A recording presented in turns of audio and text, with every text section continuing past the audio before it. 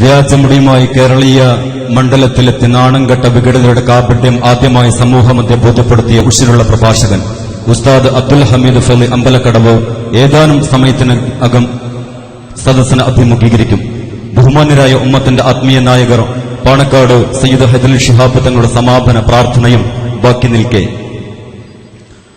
കൈരളിയുടെ ആദർശ പടനിലങ്ങളിൽ അറബിന്റെ പടച്ചട്ടയണിഞ്ഞ് ശത്രുനിരക്ക് നേരെ വാക്കുകളും വരികളും മൂർച്ചയുള്ള ആയുധങ്ങളായി പ്രയോഗിച്ച് തേര് തെളിയിക്കുന്ന, ഒരിക്കൽ പോലും എതിരാളികളുടെ കാൽക്കീഴിൽ ആയുധം വെച്ച് കീഴടങ്ങേണ്ടി വന്നിട്ടില്ലാത്ത സമസ്തയുടെ പ്രഭാഷണ വേദികളിലെ ചീഫ് കമാൻഡർ, കള്ളിമുണ്ടും മുറിക്കയ്യൻ ബനിയനും അരയിൽ വീതിയേറിയ ബെൽറ്റും ധരിച്ച് കല്ലും വടിയും കത്തിയും ആയുധമാക്കി തിളക്കുന്ന ഈമാനികാവേശവും ബ്രിട്ടീഷ് വിരുദ്ധ വികാരവും കൊണ്ട് അധിനിവേശ പിശാചുക്കളുടെ പീരങ്കിപ്പടയെ നെഞ്ചുവിരിച്ച് എതിരിട്ട് ഒടുവിൽ വീരരക്തസാക്ഷിത്വം വഹിച്ച മാപ്പിള പോരാളികളുടെ രക്തമുറ്റി വീണ പൂക്കോട്ടൂരിന്റെ മണ്ണിൽ കിളിർത്തു വളർന്ന പകരക്കാരനില്ലാത്ത പ്രഭാഷകൻ, സമസ്ത കേരള ജംഇയ്യത്തുൽ ഉലമയുടെയും അനുബന്ധ ഘടകങ്ങളുടെയും ശക്തനായ വക്താവ് ജനാബ് അബ്ദുസ്സമദ് പൂക്കോട്ടൂർ സാഹിബ് ജാമിയയുടെ തിരുമുറ്റത്ത് രൂപപ്പെട്ട മനുഷ്യക്കടലിനെ അഭിമുഖീകരിച്ച് പ്രഭാഷണം നിർവഹിക്കുന്നു. ബഹുമാനപ്പെട്ടവരെ സാദരം അധ്യക്ഷന് വേണ്ടി പ്രസംഗപീഠത്തിലേക്ക് ക്ഷണിക്കുന്നു.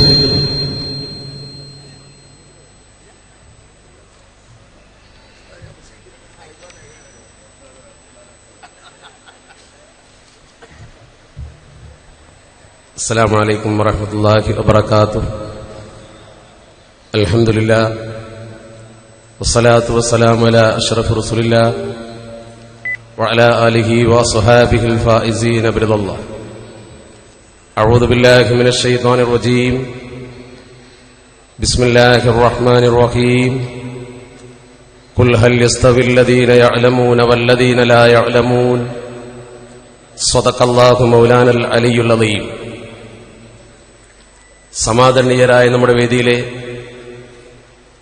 ഈ സ്ഥാപനത്തിന്റെ അധ്യക്ഷനും നമ്മുടെ പ്രതീക്ഷയുമായ സയ്യിദ് ഹൈദരലി ശിഹാബ് തങ്ങൾ, അഭിവന്ദ്യനായ സ്ഥാപനത്തിന്റെ മുഖ്യ കാര്യദർശി സയ്യിദ് സാദിഖ് അലി ശിഹാബ് തങ്ങൾ, വേദിയിലുള്ള സമസ്ത കേരള ജംഇയ്യത്തുൽ ഉലമയുടെ അഭിവന്ദ്യരായ നേതാക്കൾ, ബഹുമാനപ്പെട്ട വാപ്പുസ്ലിയാർ, ജാമിയയിലെ അഭിവന്ദ്യരായ ഗുരുവര്യന്മാർ, അഭിവന്ദ്യനായ ഷെയ്ഖുൽ ജാമിയ ഉസ്താദ് ആലിക്കുട്ടി മുസ്ലിയാർ, ഈ വേദിയിൽ നിങ്ങൾ അഭിസംബോധന ചെയ്യാനിരിക്കുന്ന എന്റെ സഹപ്രവർത്തകൻ അബ്ദുൽ ഹമീദ് വൈസി അടക്കമുള്ള നമ്മുടെ വേദിയിലെ ബഹുമാന്യരായ പ്രാസ്ഥാനിക നായകന്മാർ, പണ്ഡിതന്മാർ, സമയമേറെ വൈകിയതുകൊണ്ട് എല്ലാവരെയും അഭിസംബോധന ചെയ്തുകൊണ്ട് സമയ ദൈർഘ്യമുണ്ടാക്കുന്നില്ല.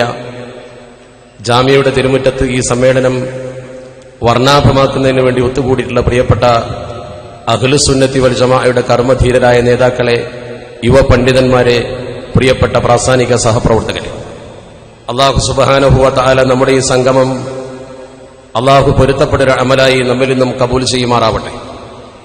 ഏറെ വൈകിയും പ്രാസ്ഥാനിക പ്രതിബദ്ധത പ്രകടിപ്പിച്ചുകൊണ്ട് നമ്മുടെ പ്രിയപ്പെട്ട പ്രവർത്തകർ സമസ്ത കേരള ജംഇയ്യത്തുൽ ഉലമ എന്ന ആദർശ പ്രസ്ഥാനത്തിന്റെ ജീവസുറ്റ ഘടകം, അതുപോലെ തന്നെ അതിന്റെ ഏറ്റവും മർമ്മപ്രധാനമായ കേന്ദ്രം എന്നൊക്കെ പറയാവുന്ന നമ്മുടെ ഈ മഹിതമായ സ്ഥാപനത്തിന്റെ സന്ദേശം ബഹുജനങ്ങളിലേക്ക് കൈമാറുന്നതിനു വേണ്ടി ഈ സമ്മേളന നഗരിയിൽ ഇനിയും കാത്തുകൊണ്ടിരിക്കുകയാണ്.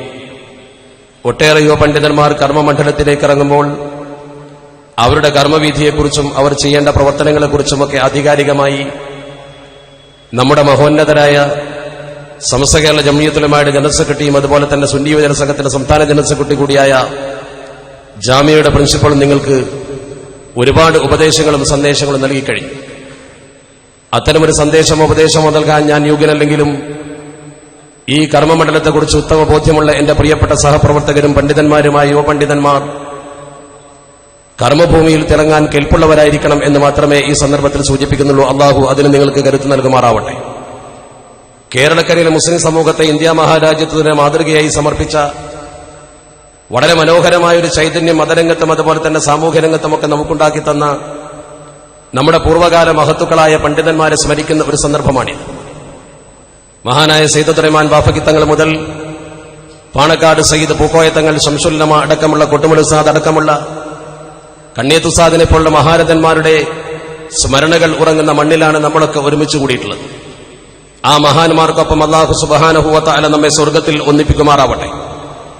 നമുക്കൊക്കെ അറിയാവുന്നതുപോലെ കേരളക്കരയിലെ ഇസ്ലാമിക നവോത്ഥാന ചൈതന്യത്തിന് വിത്തുപാവുകയും അതിനെ വളർത്തിക്കൊണ്ടുവരികയും ചെയ്തത് സമസ്ത കേരള ജംഇയ്യത്തുൽ ഉലമ എന്ന പണ്ഡിത പ്രസ്ഥാനമാണ്. ആ പ്രസ്ഥാനത്തിന്റെ തുടക്കവും അതിന്റെ വളർച്ചയും ഒന്നും ഈ സമയത്ത് വിശകലനം ചെയ്യാൻ സമയമില്ലാത്തതുകൊണ്ട് തന്നെ പലപ്പോഴും ആരോപകർ സ്വയം നവോത്ഥാന നായകന്മാരായി ചമയുകയും അത് അവകാശപ്പെടുകയും ചെയ്തുകൊണ്ട് നമ്മുടെ കേരളത്തിലെ ഇസ്ലാമിക നവോത്ഥാനം അവരുടെ കുത്തകയാക്കി വെക്കുകയും അതനുസരിച്ച് ചില മീഡിയകൾ അവരെ പിന്തുണയ്ക്കുകയും ചെയ്തൊരു സാഹചര്യമുള്ളപ്പോൾ അത്തരം ആരോപണങ്ങളെക്കുറിച്ച് ഒന്ന് രണ്ട് കാര്യങ്ങൾ സൂചിപ്പിച്ചുകൊണ്ട് മറ്റു വിഷയത്തിലേക്ക് കടന്നു വരാനാണ് ഞാൻ ആഗ്രഹിക്കുന്നത്. പലപ്പോഴും എതിരാളികൾ സമസ്ത കേരള ജംഇയ്യത്തുൽ ഉലമയുടെ സേവന പ്രവർത്തനത്തെ കൊച്ചാക്കി കാണിക്കുന്നതിന് വേണ്ടി നമ്മുടെ കേരളത്തിലെ ഇത്രയും വലിയൊരു ജനസമൂഹത്തെ ഒരുമിച്ച് കൂട്ടിക്കൊണ്ട് സമ്മേളനമൊക്കെ നമ്മൾ നടത്തുമ്പോൾ പോലും ഇത്ര വലിയ ജനപിന്തുണയില്ലാത്ത പ്രസ്ഥാനങ്ങൾ നമ്മുടെ കേരളത്തിൽ വലിയ വിപ്ലവം സൃഷ്ടിച്ചു എന്ന് വരുത്തി തീർക്കത്തക്ക വിധം നവോത്ഥാനത്തിന്റെ ശില്പികൾ അവരാണ് എന്ന് ഇന്നും പ്രചരിപ്പിച്ചുകൊണ്ടിരിക്കുന്നു.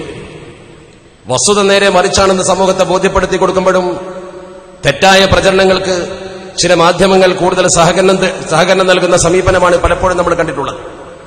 പ്രധാനമായി അവർ സമത്വക്കെതിരെ ഉന്നയിക്കുന്ന ആരോപണങ്ങളിൽ ഇന്നും അവർ ഉന്നയിച്ചുകൊണ്ടിരിക്കുന്ന ആരോപണമാണ് സമസ്ത കേരള ജംഇയ്യത്തുൽ ഉലമയുടെ ബഹുമാനപ്പെട്ട പണ്ഡിതന്മാർ സ്ത്രീ വിദ്യാഭ്യാസത്തെ നിരുത്സാഹപ്പെടുത്തിയെന്ന്. സ്ത്രീ വിദ്യാഭ്യാസത്തെ നിരുത്സാഹപ്പെടുത്തി എന്ന് പറഞ്ഞുകൊണ്ട് സമസ്ത കേരള ജംഇയ്യത്തുൽ ഉലമ സ്ത്രീകളെ വിദ്യാഭ്യാസം നൽകാത്തൊരു വിഭാഗമാക്കി മാറ്റി എന്നാണ് ഇപ്പോഴും പലരും പ്രചരിപ്പിച്ചുകൊണ്ടിരിക്കുന്നത്. എന്നാൽ യഥാർത്ഥ വസ്തുത പരിശോധിച്ചാൽ നമുക്ക് കാണാൻ കഴിയും അവരതിനുവേണ്ടി എടുത്തുദ്ധരിക്കാറുള്ളതും പലപ്പോഴും അവരുടെ പ്രഭാഷണത്തിലും അതുപോലെ തന്നെ എഴുത്തുകളിലും അവർ സൂചിപ്പിക്കാറുള്ളതും 1930 മാർച്ച് മാസത്തിൽ മണ്ണാർക്കാട്ട് വെച്ച് നടന്ന സമസ്ത കേരള ജംഇയ്യത്തുൽ ഉലമയുടെ 4ാം വാർഷിക മഹാസമ്മേളനത്തിൽ സ്ത്രീകൾക്ക് എഴുത്ത് പഠിപ്പിക്കുന്നതിനെക്കുറിച്ചും അവർക്ക് പഠിപ്പിക്കേണ്ടത് നൂൽക്കലും അതുപോലെ തന്നെ സൂനത്തുന്നൂറുമാണ് എന്ന വചനം അത് എടുത്തുധരിച്ചുകൊണ്ടൊരു പ്രമേയം അവിടെ പാസാക്കിയിരുന്നു. ആ പ്രമേയത്തിന്റെ പശ്ചാത്തലത്തിൽ സമസ്തക്കാർ സ്ത്രീ വിദ്യാഭ്യാസത്തിന് എതിരാണ് എന്നാണ് പ്രചരണം. ഇന്നും ചില പ്രഭാഷകന്മാരത് പ്രസംഗിക്കുന്നു. നമ്മുടെ ചില ചെറുപ്പക്കാരായ ആളുകളൊക്കെ പല പ്രദേശങ്ങളിൽ നമ്മുടെ പ്രസംഗത്തിന് പോകുമ്പോൾ ഇവിടെ ഇങ്ങനെ വന്ന് പ്രസംഗിച്ചു, അല്ലെങ്കിൽ ഇന്ന സെമിനാറിൽ ഈ രീതിയിൽ സൂചിപ്പിച്ചു എന്നൊക്കെ പലപ്പോഴും പറയാറുണ്ട്. ഹാക്കിം റളിയല്ലാഹു തആല അൻഹു ഉദ്ധരിച്ച ഇമാം ബൈഹഖി തങ്ങൾ സ്വഹീഹാണെന്ന് രേഖപ്പെടുത്തിയ ഒരു ഹദീസ് ഉദ്ധരിച്ചുകൊണ്ട് മുസ്ലിം സമൂഹത്തിലെ പ്രാമാണികമായ പണ്ഡിതന്മാർ മഹത്തുക്കളുടെ വചനങ്ങൾ സമൂഹത്തിന് എടുത്തുധരിച്ചു കൊടുത്തു എന്നതിലുപരി സ്ത്രീകൾ ഇൽമ പഠിക്കരുതെന്നോ സ്ത്രീകൾ വിദ്യാഭ്യാസം നേടരുതെന്നോ സമസ്ത കേരള ജംഇയ്യത്തുൽ ഉലമ പറഞ്ഞിട്ടില്ല. മാത്രമല്ല ഇതേ തത്വാംശം ഈ നവോത്ഥാന നായകർ അല്ലെങ്കിൽ നവോത്ഥാനത്തിന്റെ ശില്പികളെന്ന് അവകാശപ്പെടുന്ന ആളുകൾ അവരുടെ തന്നെ പ്രസിദ്ധീകരണത്തിൽ മറ്റൊരു രീതിയിൽ എഴുതി വെക്കുമ്പോൾ അതേക്കുറിച്ച് അവർക്കൊന്നും പറയാനില്ലല്ലോ. മുജാഹിദിന്റെ സംസ്ഥാന സമ്മേളനം 7ാം സംസ്ഥാന സമ്മേളനം പനമരത്ത് നടക്കുമ്പോൾ ആ സമ്മേളനത്തിന്റെ സുവനീർ പ്രസിദ്ധീകരിച്ചത് നമ്മളൊന്ന് വായിച്ചാൽ നമുക്കിത് വ്യക്തമായി കാണാൻ കഴിയും. സുവനീറിന്റെ 74ാം പേജിൽ ഇബ്നു ബാസിന്റെ ഉദ്ധരണി ഉദ്ധരിച്ചുകൊണ്ട് അദ്ദേഹത്തിന്റെ ഫതാവ ഇസ്ലാമിയ എന്ന ഗ്രന്ഥത്തെ ഉദ്ധരിച്ചുകൊണ്ട് ഒരു ചോദ്യവും മറുപടിയും അതിൽ പച്ച മലയാളത്തിൽ പ്രസിദ്ധീകരിച്ചത് ഏതൊരാൾക്കും കാണുവാൻ കഴിയും. അതിൽ വളരെ വ്യക്തമായി സൂചിപ്പിച്ചിരിക്കുന്നത് സ്ത്രീകൾക്ക് കെമിസ്ട്രി, ഫിസിക്സ് പോലുള്ള ഭൗതിക വിദ്യാഭ്യാസം പഠിപ്പിക്കൽ അനിവാര്യമാണോ എന്നാണ് ചോദ്യം. അർത്ഥം ആധുനിക വിദ്യാഭ്യാസം സ്ത്രീകൾക്ക് നൽകേണ്ടത് ആവശ്യമുണ്ടോ എന്നാണ്. അതിന് അദ്ദേഹം ഇബ്നു ബാസ് പറയുന്ന മറുപടി അവരപ്പടി പ്രസിദ്ധീകരിച്ചിരിക്കുന്നു. അത് അനാവശ്യമാണ്. സ്ത്രീകളെ സംബന്ധിച്ചിടത്തോളം അവർക്ക് അറബി ഭാഷയും അതുപോലെ പരിശുദ്ധ ഖുർആനും മാത്രമേ അവരുടെ പ്രകൃതിക്ക് യോജിക്കൂ, അല്ലാത്തൊന്നും പഠിപ്പിക്കേണ്ടതില്ല എന്ന് വ്യക്തമായി ഇതിന് മറുപടി നൽകുന്നു. എഞ്ചിനീയറിംഗ്, കെമിസ്ട്രി, ഫിസിക്സ്, ഗോളശാസ്ത്രം, ഭൂമിശാസ്ത്രം ഇതൊന്നും സ്ത്രീകൾക്ക് പഠിപ്പിക്കൽ അനുവദനീയമായ കാര്യങ്ങളല്ല, അത് പഠിപ്പിക്കേണ്ടതില്ല എന്ന് ഇബ്നു ബാസ് പറഞ്ഞാൽ അത് ഏറ്റുപിടിക്കുവാനും അത് സമ്മേളന സുവരിൽ എഴുതുവാനും കേരളത്തിലെ ഇസ്ലാഹി പ്രസ്ഥാനത്തിന് സാധ്യമാണെങ്കിൽ സമസ്ത കേരള ജംഇയ്യത്തുൽ ഉലമയുടെ മേക്കിട്ട് കയറുന്നതിന്റെ ആവശ്യം എന്താണ്? അതിന്റെ അർത്ഥം എന്താണ്? നിരർത്ഥകമായ ഒരു വാദമല്ലേ അവരുന്നയിക്കുന്നത്? എന്നാൽ സമസ്ത കേരള ജംഇയ്യത്തുൽ ഉലമ ഈ ഹദീസ് ഉദ്ധരിക്കുന്നതോടൊപ്പം തന്നെ ആധുനിക രീതിയിൽ സ്ത്രീകൾക്ക് വിദ്യാഭ്യാസം കൊടുക്കേണ്ട ഘട്ടത്തിൽ സ്ത്രീകളെ അച്ചടക്കത്തോടുകൂടി അതിന്റെ പരിധിയിലും പരിമിതിയിലും നിർത്തിക്കൊണ്ട് മനോഹരമായ വിദ്യാഭ്യാസം കൊടുത്തു. ഇന്ന് അവർക്ക് പ്രത്യേകം വിദ്യാഭ്യാസം കൊടുക്കുന്ന സംവിധാനമുണ്ടാക്കി. മാത്രമല്ല സമസ്ത കേരള ഇസ്ലാം മത വിദ്യാഭ്യാസ ബോർഡ് മദ്രസ സംവിധാനം കൊണ്ടുവന്നപ്പോൾ അതിന്റെ 2ാമത്തെ മദ്രസ തന്നെ പറവണ്ണയിൽ മദ്രസത്തുൽ ബനാത്ത് സ്ത്രീകൾക്ക് പ്രത്യേകമായി വിദ്യ പഠിപ്പിക്കുന്നതിന് വേണ്ടി ഒരു കേന്ദ്രം തന്നെ സമസ്ത കേരള ജംഇയ്യത്തുൽ ഉലമ സ്ഥാപിച്ചു. അങ്ങനെയുള്ള കേരളത്തിലെ സമസ്ത കേരള ജംഇയ്യത്തുൽ ഉലമയുടെ പ്രവർത്തനം പരിശോധിച്ചാൽ കാണാൻ കഴിയും. അടുത്ത കാലത്തല്ലേ നമ്മുടെ നാട്ടിലൊക്കെ 100% സാക്ഷരത കൈവരിച്ചു എന്ന് പറഞ്ഞ് മലയാള ഭാഷയിൽ സാക്ഷരരായ ആളുകളുടെ ആഘോഷമൊക്കെ കൊണ്ടാടിയത്. അതിന്റെയൊക്കെ എത്രയോ വർഷങ്ങൾക്ക് മുമ്പ് നമ്മുടെ കേരളക്കരയിലെ ഓരോ മുസ്ലിം കുടുംബത്തിലെയും ഉമ്മമാർ ശരിക്ക് അറബി മലയാള ഭാഷ എഴുതുവാനും വായിക്കുവാനും മനോഹരമായി ഇവിടെ പഠിച്ചിരുന്നുവല്ലോ. അറബി മലയാള ഭാഷ അറിയാത്ത ഏത് സ്ത്രീകളാണ് നമ്മുടെ വീടുകളിൽ ഉണ്ടായിരുന്നത്? ഒരു മനോഹരമായ ഭാഷ ഈ സമൂഹം സംവിധാനിക്കുകയും അത് സമൂഹത്തിന് പഠിപ്പിച്ചു കൊടുക്കുകയും അതുവഴി ഇവിടെ നിസ്കാര കണക്കും അതുപോലെ തന്നെ മൊഹീദ്ദീൻ മാലയും ഇത്തരം കാര്യങ്ങളൊക്കെ ശരിക്ക് പഠിച്ചു പകർത്തിയ ഒരു തലമുറ ഇവിടെ ഉണ്ടായിരുന്നു. തന്നെയുമല്ല, ഭക്ഷണം കഴിക്കാൻ വീടുകളിൽ വരുന്ന മുത്തഅല്ലിമീങ്ങളുടെ കയ്യിൽ നിന്ന് ഇൽമ പഠിച്ചുകൊണ്ട് മസ്അലകൾ ചോദിച്ചറിഞ്ഞുകൊണ്ട് 10 കിതാബ് പോലും ഓതിക്കൊണ്ട് ആ മുതഅല്ലിമീങ്ങളെ ഉപയോഗപ്പെടുത്തിക്കൊണ്ട് ഇൽമു പഠിച്ച നല്ല ബുദ്ധിശക്തിയുള്ള വിവേകമുള്ള ദീനീബോധമുള്ള ഉമ്മമാർ നമ്മുടെ നാട്ടിൽ വളർന്നു വന്നിരുന്നു. ആ നവോത്ഥാനം ഈ സമൂഹത്തിൽ ആരാ ഉണ്ടാക്കിയത്? സമസ്ത കേരള ജംഇയ്യത്തുൽ ഉലമ എന്ന പണ്ഡിത സഭയാണ് ഇതിന്റെ പിന്നിൽ പ്രവർത്തിച്ചത്. നമ്മുടെ മഹത്തുക്കളായ പൂർവ്വകാല ആലിമീങ്ങളാണ് ആ പ്രവർത്തനം ഈ സമൂഹത്തിൽ കാഴ്ചവെച്ചത്. അതുകൊണ്ട് തന്നെ സമസ്ത കേരള ജംഇയ്യത്തുൽ ഉലമ സ്ത്രീ വിദ്യാഭ്യാസത്തിന് എതിരായിരുന്നു എന്ന വാദം നിരർത്ഥകമാണ് എന്ന് ചരിത്രബോധമുള്ളവർക്ക് ചരിത്രത്തിന്റെ വസ്തുതകൾ പരിശോധിച്ചാൽ ബോധ്യപ്പെടും. ഇബ്നു ബാസ് എവിടുന്ന ഈ ഫത്വ കൊണ്ടുവന്നത്? അള്ളാഹുവിന്റെ പരിശുദ്ധ ദീനുൽ ഇസ്ലാമിൽ അള്ളാഹുവിന്റെ പരിശുദ്ധ ഹബീബ് അഷ്റഫുൽ ഖൽഖ് മുഹമ്മദ് മുസ്തഫ സ്വല്ലല്ലാഹു അലൈഹി വസല്ലമ തങ്ങൾ പറഞ്ഞ വാചകം സൂക്ഷ്മതയുടെ ഉദാഹരണങ്ങൾ സഹിതം സമൂഹത്തെ പഠിപ്പിക്കാൻ സമസ്ത കേരള ജംഇയ്യത്തുൽ ഉലമയുടെ പൂർവ്വകാല നേതാക്കൾ അത് ഉദ്ധരിച്ചു. അതിലപ്പുറം ഒന്നും സമസ്ത കേരള ജംഇയ്യത്തുൽ ഉലമ ചെയ്തില്ല. ഇബ്നു ബാസി പറഞ്ഞതിനപ്പുറം സമസ്ത കേരള ജംഇയ്യത്തുൽ ഉലമ എന്ത് പറഞ്ഞു? അദ്ദേഹം അതിനേക്കാൾ കുറച്ച് കടുത്ത ഭാഷയിലല്ലേ പറഞ്ഞത്? അതല്ലേ അവർ എഴുതി വെച്ചത്? സ്ത്രീകൾക്ക് ആധുനിക വിദ്യാഭ്യാസം നൽകേണ്ടതില്ലെന്ന് വ്യക്തമായി അവർ തന്നെ അടുത്ത കാലത്ത് സമ്മേളനം നടന്നപ്പോൾ എഴുതി വെക്കുമ്പോൾ പോലും ഇന്നും ഈ ആരോപണം സമത്വക്കെതിരെ തിരിച്ചുവിടുന്നു. സമത്വക്കാര് വിദ്യാഭ്യാസം വേണ്ടെന്ന് പറഞ്ഞവർ ഇവരെല്ലാവരെയും വിദ്യാഭ്യാസം നൽകി പ്രോത്സാഹിപ്പിച്ചവർ. ഈ ഒരു വിരോധാഭാസമാണ് നമ്മുടെ സമൂഹത്തിലെ മീഡിയകൾ മനസ്സിലാക്കേണ്ടത്. അതേപോലെ തന്നെ സമത്വക്കെതിരെ, സമത്വയുടെ പ്രവർത്തകർക്കെതിരെ, അതിന്റെ നേതാക്കൾക്കെതിരെ, പ്രത്യേകിച്ച് സമസ്ത കേരള ജംഇയ്യത്തുൽ ഉലമയുടെ പൂർവ്വകാല നേതാക്കൾക്കെതിരെ ഇന്നും ഉന്നയിച്ചുകൊണ്ടിരിക്കുന്ന ആരോപണമാണ് ഇംഗ്ലീഷ് വിദ്യാഭ്യാസത്തിന് സമസ്ത കേരള ജംഇയ്യത്തുൽ ഉലമ എതിരായിരുന്നു. സമത്വയുടെ പൂർവ്വകാല പണ്ഡിതന്മാർ നരകത്തിലെ ഭാഷയാണ് അത് എന്ന് ഫത്വ കൊടുത്തത് കൊണ്ട് പലരും ഇംഗ്ലീഷ് പഠിക്കാതെ വന്നു. ഇത്യാദി ആരോപണങ്ങൾ സമത്വക്കെതിരെ ഉന്നയിക്കുന്ന ആളുകൾ ഓർക്കണം. ആംഗലേയ വിദ്യാഭ്യാസത്തെ സമസ്ത കേരള ജംഇയ്യത്തുൽ ഉലമ എതിർത്തുവോ? ഒരു ഭാഷ എന്ന രീതിയിൽ ആ ഭാഷ പഠിക്കരുത് എന്ന് സമസ്ത കേരള ജംഇയ്യത്തുൽ ഉലമയുടെ ഏതെങ്കിലും ഒരു നേതാവ് പറഞ്ഞുവോ? മാത്രമല്ല, ഇവിടെ ബ്രിട്ടീഷുകാർ അവരുടെ വിദ്യാഭ്യാസത്തിന്റെ മറവിൽ മിഷണറി പ്രവർത്തനം നടത്തിക്കൊണ്ട് സമൂഹത്തെ സ്വാധീനിച്ച് അവരുടെ മതത്തിലേക്ക് ആളെ കൂട്ടുന്ന ഏർപ്പാടാക്കി മാറ്റുന്ന ഒരു സംവിധാനം വന്നപ്പോ, മതസൗഹൃദാന്തരീക്ഷം പോലും തകരുന്നൊരു ഘട്ടമുണ്ടെന്ന് തോന്നിയപ്പോ നമ്മുടെ രാജ്യത്തെ പല ചിന്തകന്മാരും അതേക്കുറിച്ച് ഗൗരവത്തോടെ പറഞ്ഞിട്ടുണ്ടല്ലോ. ഇസ്ലാഹി പ്രസ്ഥാനത്തിന്റെ ആളുകളൊക്കെ ആധുനിക വിദ്യാഭ്യാസത്തെക്കുറിച്ച് സമൂഹത്തിൽ സംവദിക്കുമ്പോ അവര് തന്നെ ഈ സമൂഹത്തോട് പറഞ്ഞ കാര്യങ്ങൾ എടുത്തു നോക്കും. അതുപോലെ തന്നെ ജമാഅത്തെ ഇസ്ലാമിക്കാർ സമൂഹത്തോട് പറഞ്ഞ കാര്യങ്ങൾ എടുത്തു നോക്കും.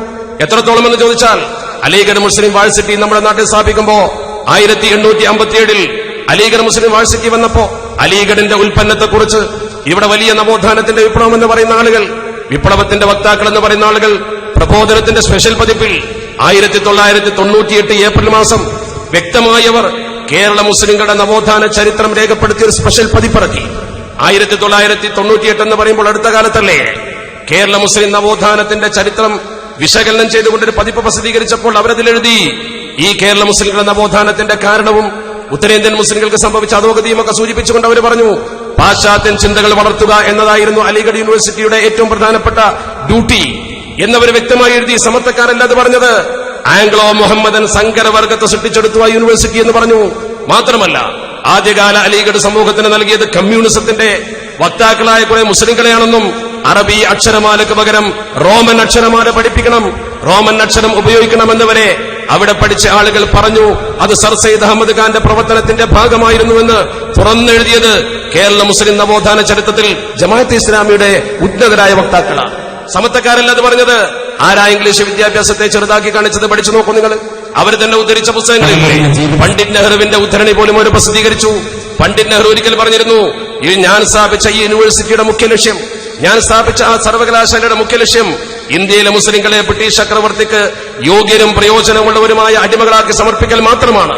മാത്രമല്ല, കെ.എം. പാണ്ഡെയെ ഉദ്ധരിച്ചുകൊണ്ട് the breakup of British India എന്ന പുസ്തകത്തിൽ കെ.എം. പാണ്ഡെ ഉദ്ധരിച്ച വാക്യം പറഞ്ഞു, ഇംഗ്ലീഷ് വിദ്യാഭ്യാസത്തിലൂടെ ബ്രിട്ടീഷ് ഭരണത്തിന് അനുകൂലമായും ക്രിസ്തുമതത്തിലേക്ക് ആളെ ചേർക്കുന്ന രീതിയിലും ഒരു വിഭാഗത്തെ വാർത്തെടുത്താൽ ഭരണകൂടം ഭദ്രമാകുമെന്ന് മെക്കാളെ പ്രഭു കണ്ടെത്തുകയും അദ്ദേഹം അത് പ്രചരിപ്പിക്കുകയും മെക്കാളെ പ്രഭുവിന്റെ ഈ ആശയം ബെൻഡിക് പ്രഭുവിനെ ബോധ്യപ്പെടുത്തുകയും ചെയ്തു എന്ന് പറയുന്നു.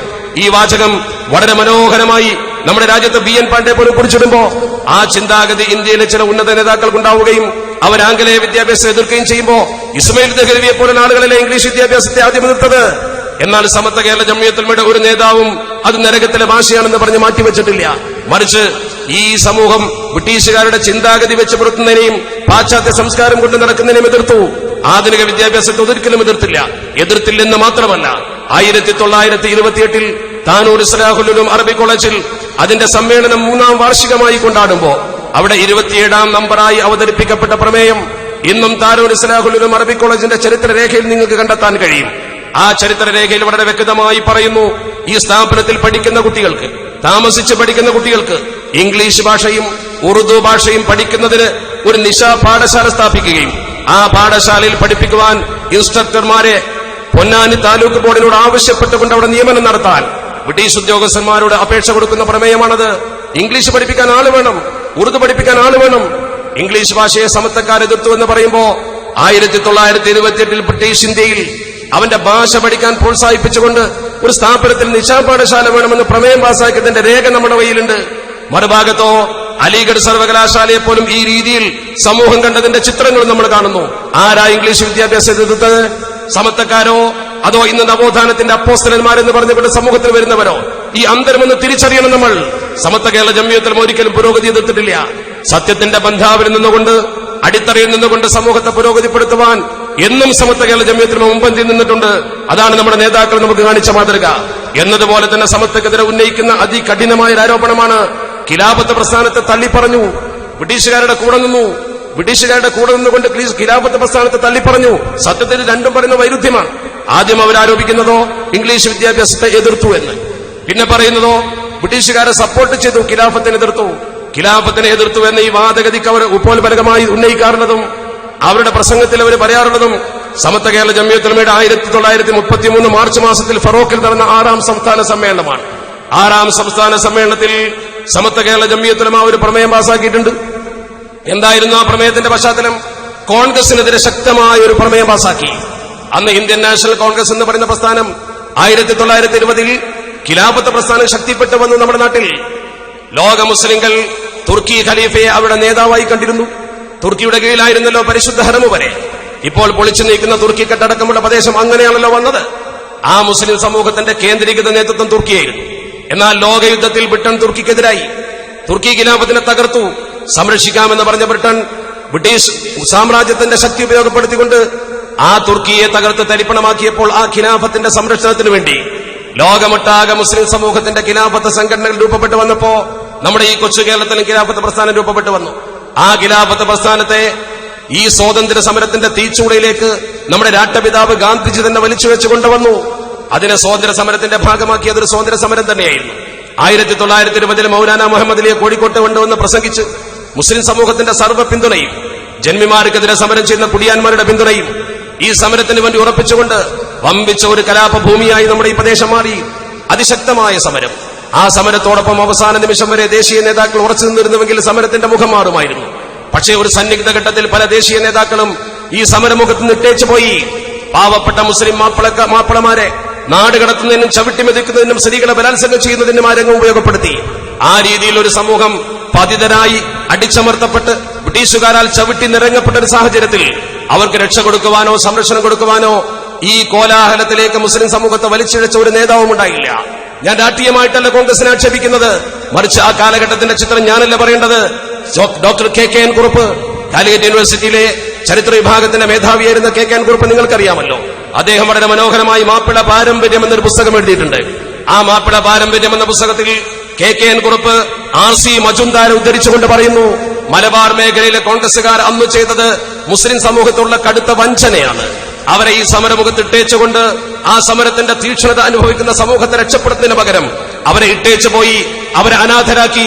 അതുകൊണ്ട് തന്നെ മലബാറിലെ മുസ്ലിം സമൂഹം, പ്രത്യേകിച്ച് തെക്കേ മലബാറിൽ കോൺഗ്രസിൽ നിന്നും ബഹുദൂരം മുസ്ലിങ്ങൾ അകന്നത് ഈ ഇട്ടേച്ചു പോക്കിന്റെ പരിണത ഫലമായിരുന്നുവെന്ന് RC മജുംദാരെ ഉദ്ധരിച്ചുകൊണ്ട് KKN കുറുപ്പാണ് എഴുതിയത്. സമത്വ കേരള ജംഇയ്യത്തുൽ ഉലമ ആ രീതിയിൽ അന്നത്തെ മുസ്ലിം സമൂഹത്തെ സമരമുഖത്തിലേക്ക് വലിച്ചിഴച്ചു കൊണ്ടുവന്നിട്ട് ഇട്ടേച്ചു പോയ ആ തീരുമാനത്തിനെതിരെ കോൺഗ്രസിനെതിരെ പ്രമേയം പാസാക്കി. അത് സാന്ദർഭികമായിരുന്നു. RC മജുംദാർ പറഞ്ഞതാണ്, KKN കുറുപ്പ് ഉദ്ധരിച്ചതാണ്. അത് തന്നെ സമത്വം ചെയ്തുള്ളൂ. ചരിത്രകാരന്മാർ കണ്ടെത്തിയൊരു വസ്തുത സമത്വ കേരള ജംഇയ്യത്തുൽ ഉലമ സന്ദർഭത്തിനനുസരിച്ച് പ്രയോഗവൽക്കരിച്ചു എന്നല്ലാതെ സമത്വം എന്ത് തെറ്റ് ചെയ്തു? രാഷ്ട്രീയമായിട്ടല്ലല്ലോ സമത്വത്തിനെ കണ്ടത്. എന്നാൽ സ്വാതന്ത്ര്യ സമരത്തിന് സമത്വത്തിനെതിരായിരുന്നുവോ? ഖിലാഫത്ത് പ്രസ്ഥാനത്തിന് സമത്വത്തിനെതിരായിരുന്നുവോ? നമ്മുടെ രാജ്യത്തെ സ്വാതന്ത്ര്യ സമരത്തിന്റെ ചരിത്രം പരിശോധിച്ചാൽ നമുക്ക് കാണാൻ കഴിയും. വലിയുല്ലാഹി മൗലദ് വീല ഖുതുബുസ്സമാൻ മമ്പുറം സയ്യിദ് അലവി തങ്ങൾ ഖദ്ദസല്ലാഹു സർറഹുൽ അസീസ് സ്വാതന്ത്ര്യത്തിന്റെ സമരമുഖത്ത് ജ്വലിച്ചുന്ന മഹാനാണ്. അസ്സൈഫുൽ ബത്താർ അതിന്റെ തെളിവല്ലേ? അസ്സൈഫുൽ ബത്താർ അലാ മയ്വാലിൽ കുഫാർ വയത്തഖിദുഹും മിൻ ദൂനില്ലാഹി വൽ മുഅ്മിനീന അൻസാർ എന്ന് പറയുന്ന അദ്ദേഹത്തിന്റെ ഗ്രന്ഥം, അദ്ദേഹത്തിന്റെ പ്രിയപ്പെട്ട പുത്രൻ സയ്യിദ് ഫദ്ൽ പൂക്കോയ തങ്ങൾ ഉദ്ദത്തുൽ ഉമറാഇ വൽ ഹുകാം ലിഇഹാനത്തിൽ ഖഫറത്തി വഅബദത്തിൽ അസ്നാം ആ ഗ്രന്ഥം എഴുതി സമൂഹത്തോട് സംവദിച്ചു. അദ്ദേഹത്തിന്റെ പുത്രൻ ആമനുമാന്റെ അകത്ത് വലിക്കുട്ടി മുസ്ലിയാർ മുഹിമ്മാത്തുൽ മുഅ്മിൻ എന്ന ഗ്രന്ഥം എഴുതി. ഈ മുസ്ലിം ഉമ്മത്തിന്റെ സ്വാതന്ത്ര്യ സമര ചരിത്രത്തെ സമസ്ത കേരള ജംഇയ്യത്തുൽ മേൽ ചളിവാരി എറിഞ്ഞുകൊണ്ട് അധിക്ഷേപിക്കാൻ ഒരാൾക്കും സാധ്യമല്ലാത്ത വിധം ചരിത്രം വളരെ മനോഹരമായത് ഈ സമൂഹത്തിന് മുമ്പിൽ സമർപ്പണം ചെയ്തിരിക്കുന്നു. എന്നാൽ ഇവരോ ബ്രിട്ടീഷ് ഭരണത്തിന്റെ കീഴിൽ സർവ്വ രാജാക്കന്മാരെ പ്രജകളും അനുഭവിക്കുന്നതിനേക്കാൾ സുഖം അനുഭവിച്ചുകൊണ്ടാണ് നമ്മൾ ജീവിക്കുന്നത് എന്നെഴുതിയ സനാഉല്ലാ മക്തി തങ്ങളെ പരിഷ്കരണത്തിന്റെ വലിയ അപ്പോസ്തലനായി കൊണ്ടു നടക്കുന്ന ആരാ? അതുകൂടി പഠിക്കണം നമ്മൾ. ബ്രിട്ടീഷ് ഇന്ത്യയിൽ നമുക്ക് നല്ല സൗഖ്യമായിരുന്നു എന്നാണ് അദ്ദേഹം എഴുതിയത്. അദ്ദേഹത്തെയാണ് പരിഷ്കരണത്തിന്റെ നായകനായി കൊണ്ടു നടക്കുന്നത്. 1921 ഈ കലാപഭൂമിയിൽ നിന്ന് നമ്മുടെ നേതാക്കൾ സമരം ചെയ്യുമ്പോൾ പാങ്ങിൽ അഹമ്മദ് കുട്ടി മുസ്ലിയാരൊക്കെ സമൂഹത്തിന്റെ ഇടയിൽ ഇറങ്ങിക്കൊണ്ട് അക്രമത്തിന്റെ പാത സ്വീകരിക്കരുത്, സമാധാനപരമായി സമരം ചെയ്യണമെന്ന് ഗാന്ധിജി പറഞ്ഞതുപോലെ സമാധാന സമരത്തിന് സമൂഹത്തെ ആഹ്വാനം ചെയ്യുമ്പോൾ ആ പാങ്ങിൽ അഹമ്മദ് കുട്ടി മുസ്ലിയാർ ഈ പ്രവർത്തനം ഇവിടെ നടത്തുമ്പോ KM മൗലവിയെ പോലുള്ള ആളുകൾ സ്വന്തം ശരീരത്തിന്റെ രക്ഷയ്ക്ക് വേണ്ടി തിരുവിതാംകൂറിലേക്ക് നാട് കടന്നു പോവുകയല്ലേ ചെയ്തത്?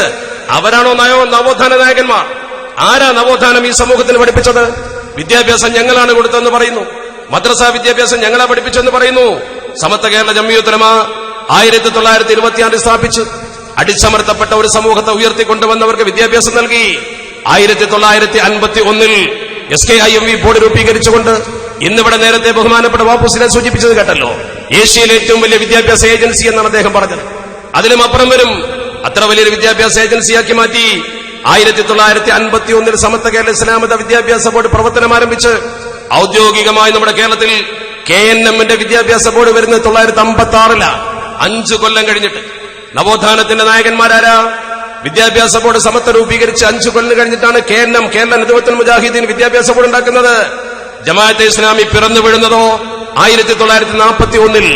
എത്ര അകലമുണ്ടെന്ന് പഠിച്ചാൽ നമുക്കത് ബോധ്യപ്പെടുമല്ലോ.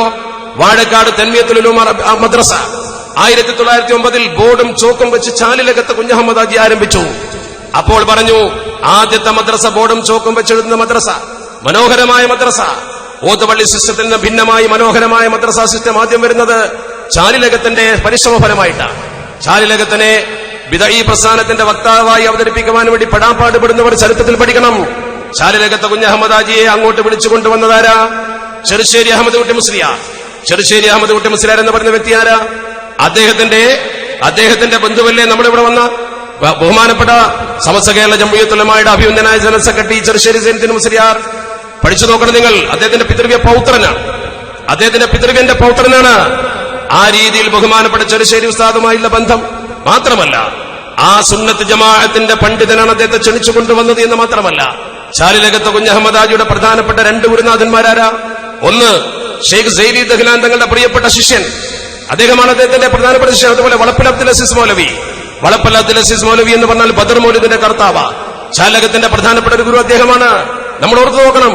ഈ രീതിയിൽ കോടഞ്ചേരി അഹമ്മദ് കുട്ടി മുസ്ലിയാർ എന്ന് പറയുന്ന സൈനി ദഹ്ലാൻ തങ്ങളുടെ ശിഷ്യനും വളപ്പിൽ അബ്ദുൽ അസീസ് മുസ്ലിയാർ എന്ന് പറയുന്ന ബദർ മൗലിദിന്റെ കർത്താവും, ഈ 2 പേരാണ് ബഹുമാനപ്പെട്ട ചാലകത്തിന്റെ പ്രിയപ്പെട്ട ഗുരുനാഥന്മാർ.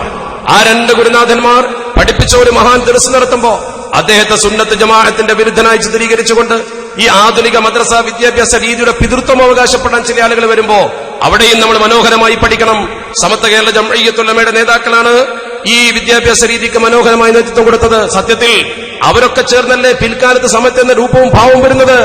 1924 താനൂർ ഇസ്ലാഹുൽ ഉലൂം അറബി കോളേജ് പാങ്ങിൽ അഹമ്മദ് കുട്ടി മുസ്ലിയാർ ഏറ്റെടുക്കുമ്പോ അന്ന് സമസ്ത പറഞ്ഞിട്ടില്ലെങ്കിലും ആ മഹാനല്ലേ പിൽക്കാലത്ത് സമസ്ത കേരള ജംഇയ്യത്തുൽ ഉലമയുടെ തലപ്പത്ത് വന്നത്.